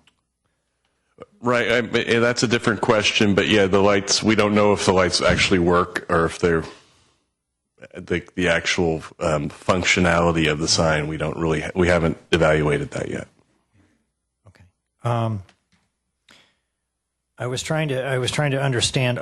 If obviously he's done work and there has been apparently no application filed, right? There's only the application for a temporary sign permit right now, which entitles someone, if the permit's approved, to have temporary signage for up to 60 days. So but there's a process that he needs to have gone through, which apparently has not followed. That's right. Okay. Do we have any financial remedy on that? I mean, can we impose any fines or secondary fees that would? What I'd say is it depends on what method of code enforcement that I determine to employ to, as I said before, obtain compliance with the municipal code. But the municipal code has potential for violations being charged as a misdemeanor. Under state law, a misdemeanor is a $1,000 fine per offense, and possibility of time in county jail. The other way under our code is to charge as a misdemeanor, which has a per day charge, depending on the number of violations within a particular time frame.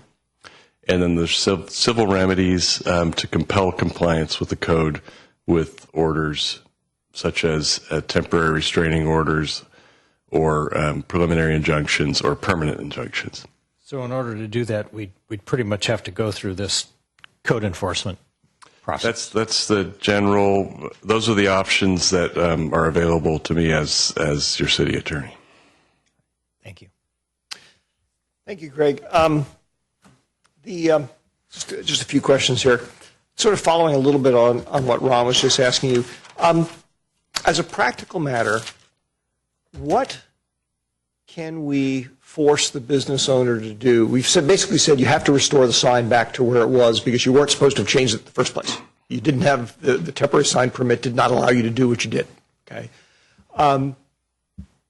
What can we compel him to do? I mean, replace all the light bulbs if they've been broken or something, or if the neon's been thrown out, he has to get new neon that looks exactly like the old neon, or what can we do? Well, this is something. A lot of this is fact specific, and I'm reluctant to talk about what exactly the end result or remedy might be in such a circumstance. But it could include restoration of the sign. There are other ordinances that the city has regarding property maintenance that might be applicable, that would give some ability to get orders to have the sign returned to an operable condition, for example. I'm still reviewing those options, so I can't really give you a final conclusion on how far we can go with that type of enforcement. It sounds like there are a number of things that we might be able to do. That's right. And certainly things that we can do. Okay, good.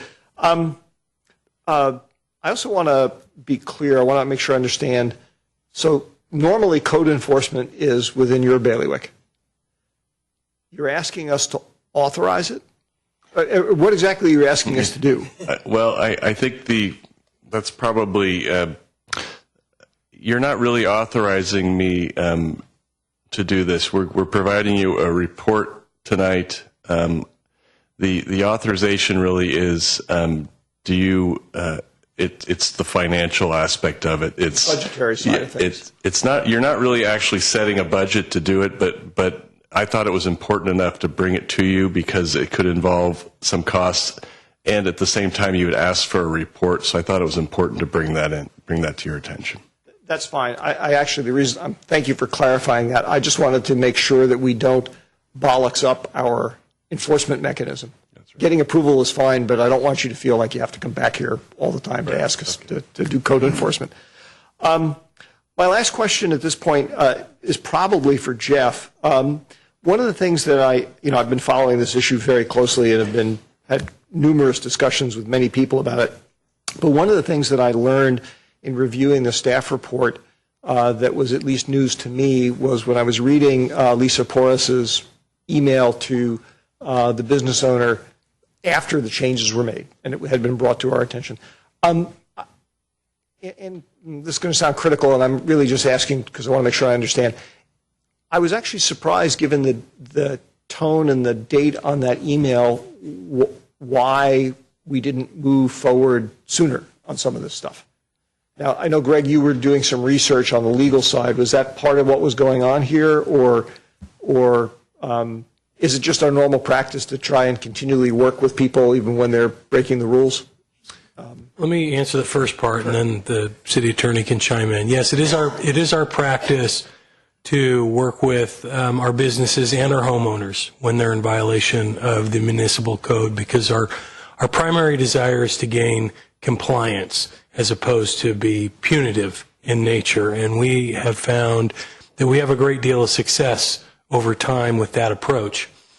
So we typically take that tone, looking at the lens. People often don't understand what rules they've violated or why they've violated those rules. So there's an education process that goes on a lot of times when you're dealing with somebody, who's modified some part of their business that they're leasing, and they think that they own and have a right to do, and they do have certain rights to do certain things, or their home with their hedge, or how high their fence is, or they just added another 2 feet to the top of their fence because they want a little bit of privacy.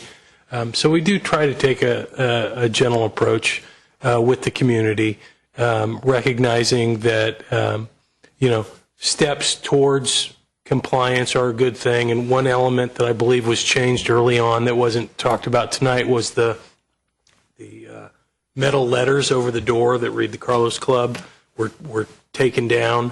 Those were put back up very quickly after we had asked for it. So there was continual progress towards compliance. It wasn't quite moving as fast as we wanted, which is why we got the city attorney involved to let them know the severity and to put them on the clock to say there are going to start to be penalties here if this doesn't come to conclusion fairly soon.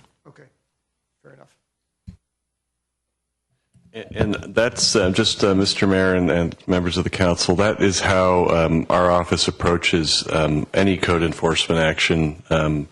Is first, there's always an attempt for voluntary compliance with the codes, and it's only really as a last resort that we move towards a more aggressive code enforcement stance when we feel like sufficient progress is not being made, or we feel that the property owner is not really understanding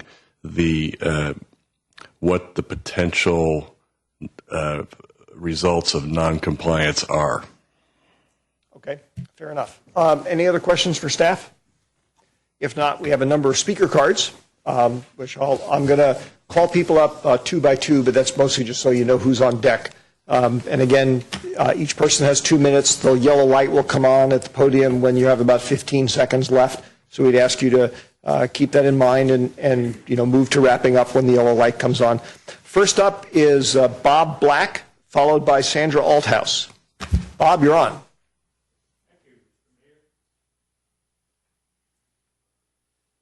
Bob Black, longtime citizen of San Carlos. I really wish that government was a little more relaxed in how it handles things like this. I'm sure that Mr. John Lee will eventually prevail if he wishes to pursue this. It may take him some time and some money, but I think he eventually can prevail against all our efforts. And so let's assume he's prevailed in fast forward 3 months. And a fellow by the name of Pete calls up his friend Al and says, "I'll meet you at the Rail Club tonight at 6 and I'll buy the first round." Al says, "Where the hell's the Rail Club? Burlingame?" And Pete says, "No, it's in San Carlos at the station." And Pete says, "There's no, that's the Carlos Club." Pete says, "No, it's not the Rail Club." So now we fast forward another couple of months, and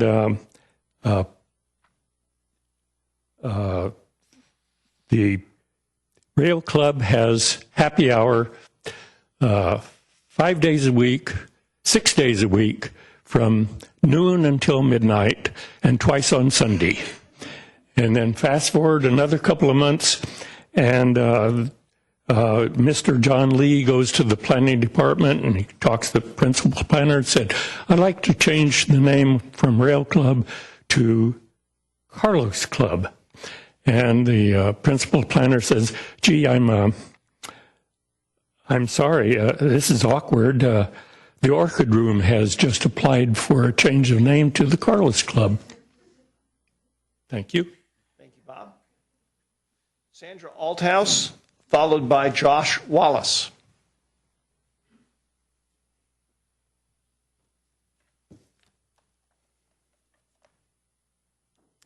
Hi there, I'm Sandy Althouse, and I'm representing the San Carlos Heritage Association. I also wrote the Change.org petition to save the Carlos Club sign. I've spoken so much lately and written a lot about this subject that I thought instead I'd show some pictures and also give voice to some of the people who signed the petition instead. I'd like to start with this print that was created by an advertising agency on the other end of Laurel Street, and they were the same agency that did the City of Good Living banner campaign. So this has been around for a while.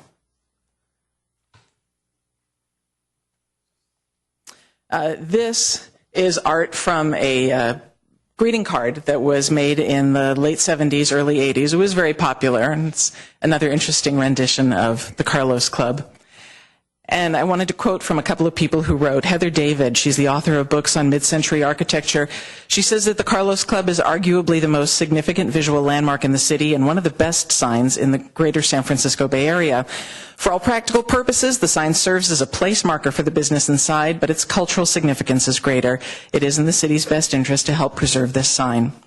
Author Martin True says it's such a brilliant example of 1940s design that its picture occupies an entire color page in my book.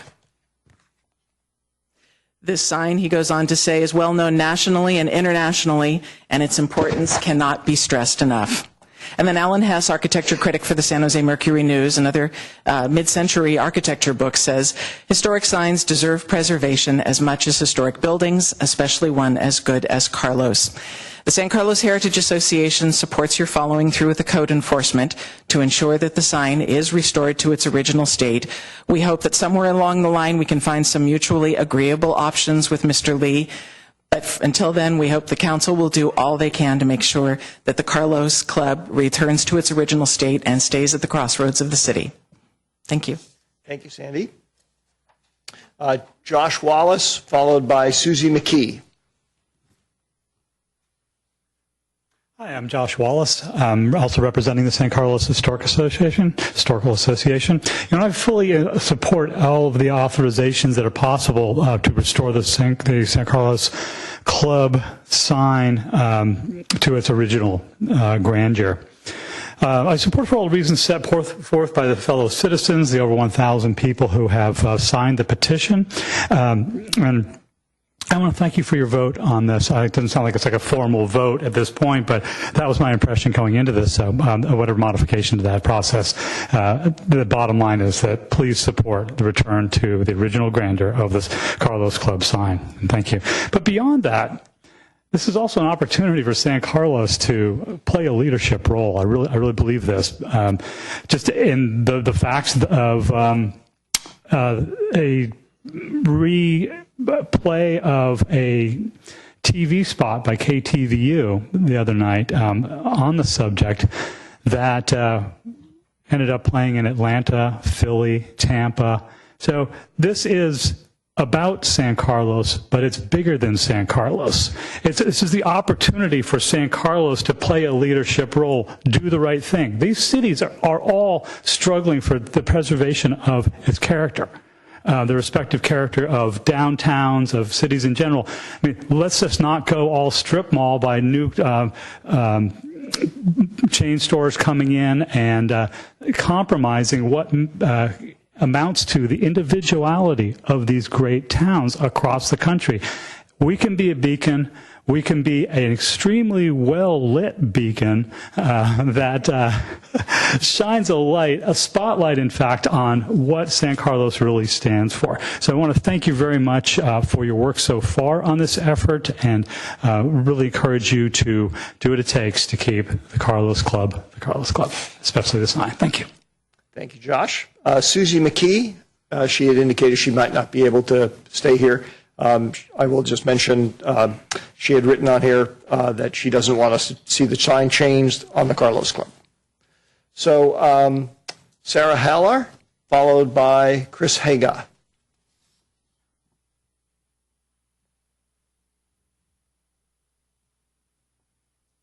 I apologize if I'm butchering anybody's names.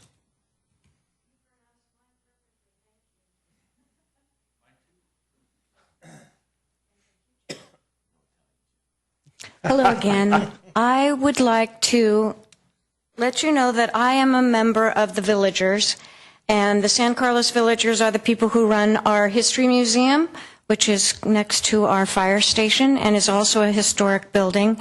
We are docents that learn about the history of San Carlos and let folks know when they come to visit the History Museum what different historical value and information we know about. And that being said, the Carlos Club sign is indeed a historic landmark, and I am here to support our restoration of that, and if need be, finding out where we can have it and house it. If it's indeed to be removed from the building, we'd love to have the sign at the museum, if that's possible. But I think that we're on the right track, and we're following some really good movement toward getting compliance and discovering the different ways that we can have the sign restored. I love having it right there where it is, but I hope that we can find another situation, another solution if that is called for. Thank you. Thank you, Sarah. Chris Haga, followed by Therese Paletti. And Teresa, that's actually the last card I have. If anybody else wants to address us, please feel free to fill one out and give it to Crystal.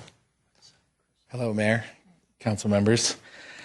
A good sign makes a quick impression, and a great sign forms lasting impressions. The Carlos Club sign, which sits at a gateway to our city, is a great sign, and it conveys much more than its bright lights spell out. I've been passing by and under the sign for almost 20 years. I've always appreciated the sign. It's welcoming, it's fun, it's cheerful, artful, unique, special, and just plain cool. Two more words or impressions occur to me: valued and preserved. I don't think you can see such a sign without thinking that something very cool is being valued and preserved. Please, let's continue to value and preserve this historic, iconic, unique, and very cool sign. Thank you. Thank you, Chris. Teresa Paletti, and as I mentioned, I don't have any cards after Teresa, so if there's anybody else. Oh, we have one more. Okay, I do have one more, but if anybody else wishes to address us, please feel free to fill a card out. Hi, I'm Therese Paletti I'm representing the Art Deco Society of California. I'm the preservation director. And I just wanted to read you guys something from the National Trust for Historic Preservation's website that has a whole section on sign preservation that is kind of applicable here. It talks about signs are often so important to a community that they are valued long after their role as commercial markers has ceased. They become landmarks, loved because they have been visible at certain street corners or other vantage points for a long time. Such signs are valuable for their familiarity, their beauty, humor, or even their size. In these cases, signs transcend their conventional use as vehicles of information, and they are identified as something else. They become icons. They have rich layers of meaning. They no longer advertise, but they are valued in and of themselves. And San Carlos has an icon with a stunning neon vertical, which also includes part of the city's name. So it's an integral part of the streamlined design that is the Carlos Club building. It's part of the historic fabric of the El Camino. And even as the mayor said previously, you knew you were in San Carlos when you saw that sign. When properly lit, it brightens a stretch of the El Camino. And also, there are many examples of other signs that have been saved that are no longer the business, such as the Doggy Diner Head in San Francisco, the Milk Farm sign in Dixon, California. These are just two examples of local icons that have been preserved, even though their businesses no longer remain. The signs are deemed so important. So the Art Deco Society really hopes that you guys can come to some sort of agreement and preserve the architectural integrity of this beautiful sign and save it for current and future generations.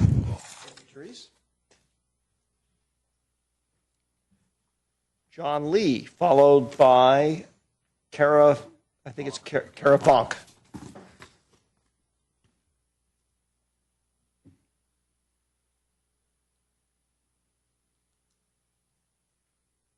Good evening. Thank you, Mr. Mayor, all council members, ladies and gentlemen. Thanks for coming here. My name is John Lee, and come to San Carlos to serve. My background is hotel and restaurant business background, so would like to serve the best, highest level to everyone. I hear everything very clearly. We do not have plan to remove the sign. We are working with the city manager Al, the Greg, city attorney Lisa very closely.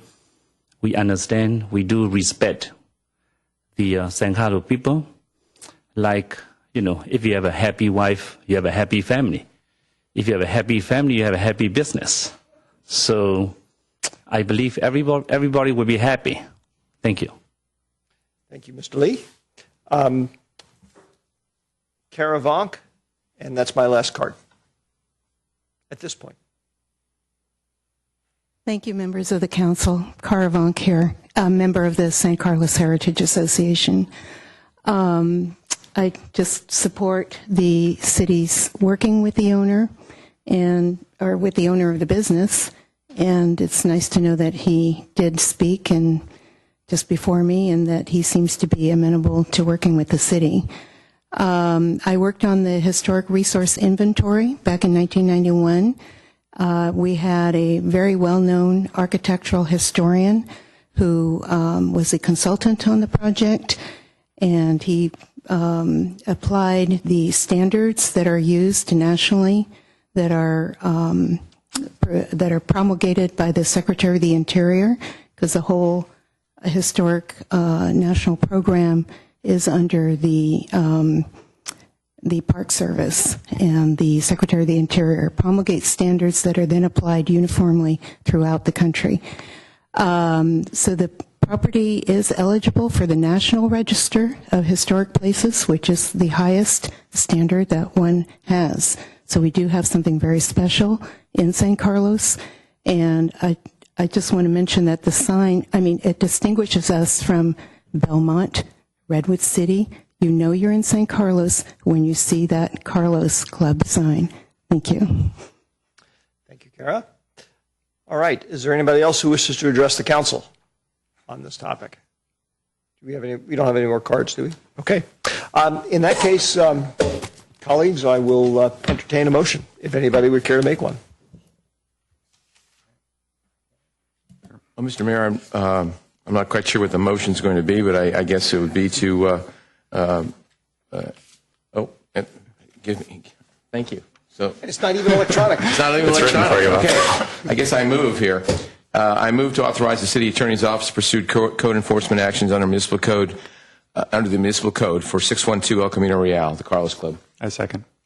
There's a motion and a second. Is there any discussion? Cameron. So I strongly support the motion. I want to first thank Mr. Lee for coming here tonight, and I really think that's important, and I appreciate your willingness to work with the city and with the community to protect this sign. I've talked to a couple people at work and talked about this issue, and people who don't live here, and they say, well, what's the big deal? Why do we care about this sign?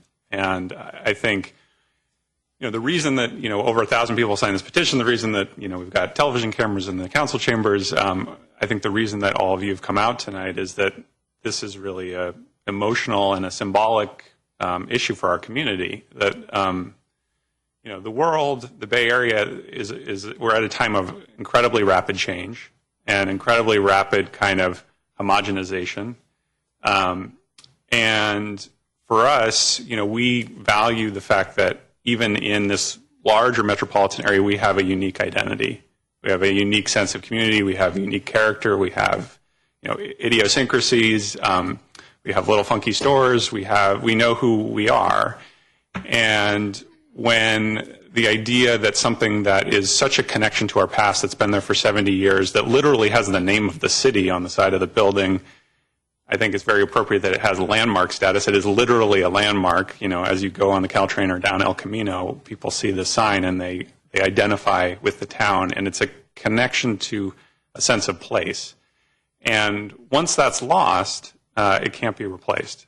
And I think my sense is that of the 1,000 people that have signed the petition, it's representative of a much larger community sense about who we are, what this city is about, and how we want to proceed going into the future and the kind of community we want to build. So I'm very happy with the actions that the staff has taken. I think they've been very respectful, but they've been clear.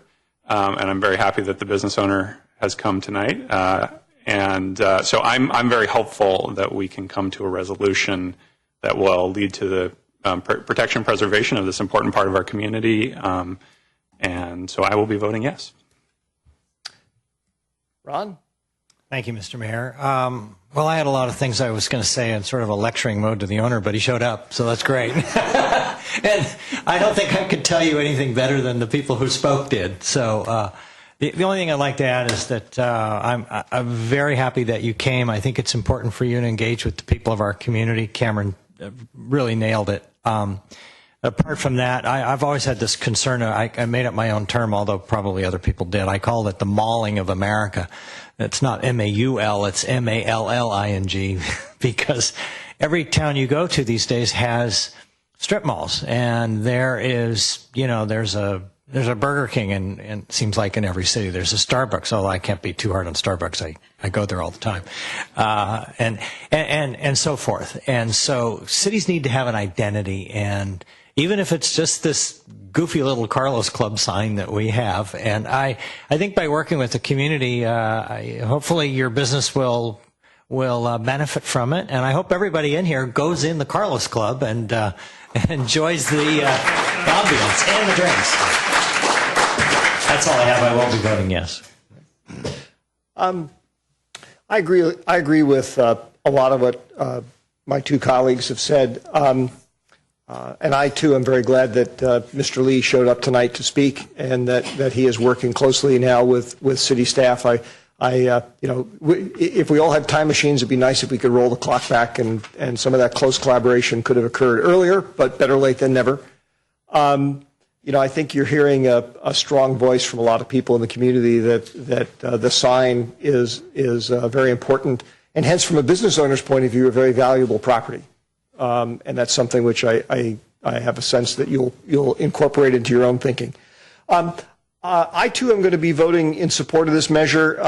As I said in the press coverage that came out recently, I'm voting for it reluctantly only because I actually hope that we don't have to be draconian about it. Okay, but I want staff to have the tools that they need to make sure that we follow the law.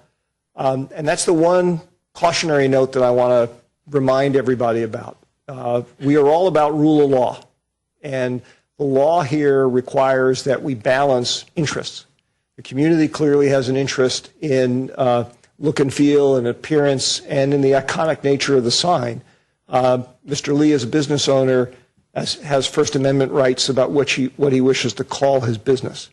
I personally think there are plenty of ways that those interests can be balanced. But at the end of the day, the main reason that I'm voting to support this is the rule of law dictates that we have to follow a process that hasn't yet been followed, which we're now hopefully going to be doing. And the rule of law will also require, after, assuming there is an application made to change the sign, that there be a full and proper review, and we have a lawful review and make a decision in a reasoned fashion about whatever it is that we decide to do. So, Bob, I don't know if you have anything you wanted to add? No, Mr. Mayor, I think it's been said. I think this community has certain things that it really touches us, and this is one of those things. And as the mayor indicated, I think we want to be fair on all sides, but there is a rule of law we need to follow. But there are certain points in every city, in every situation, that touches a lot of people, and this is one of them. So, All right. With that, Crystal, would you call the roll, please? Councilmember Collins? Yes. Councilmember Grisilli? Yes. Councilmember Johnson? Yes. Mayor Obert? Yes. And with that, our business is concluded tonight. And again, as I open the meeting, we're going to close it in honor of Frank Harrington, a wonderful man, a great volunteer, a quiet presence in our community, and he will be missed.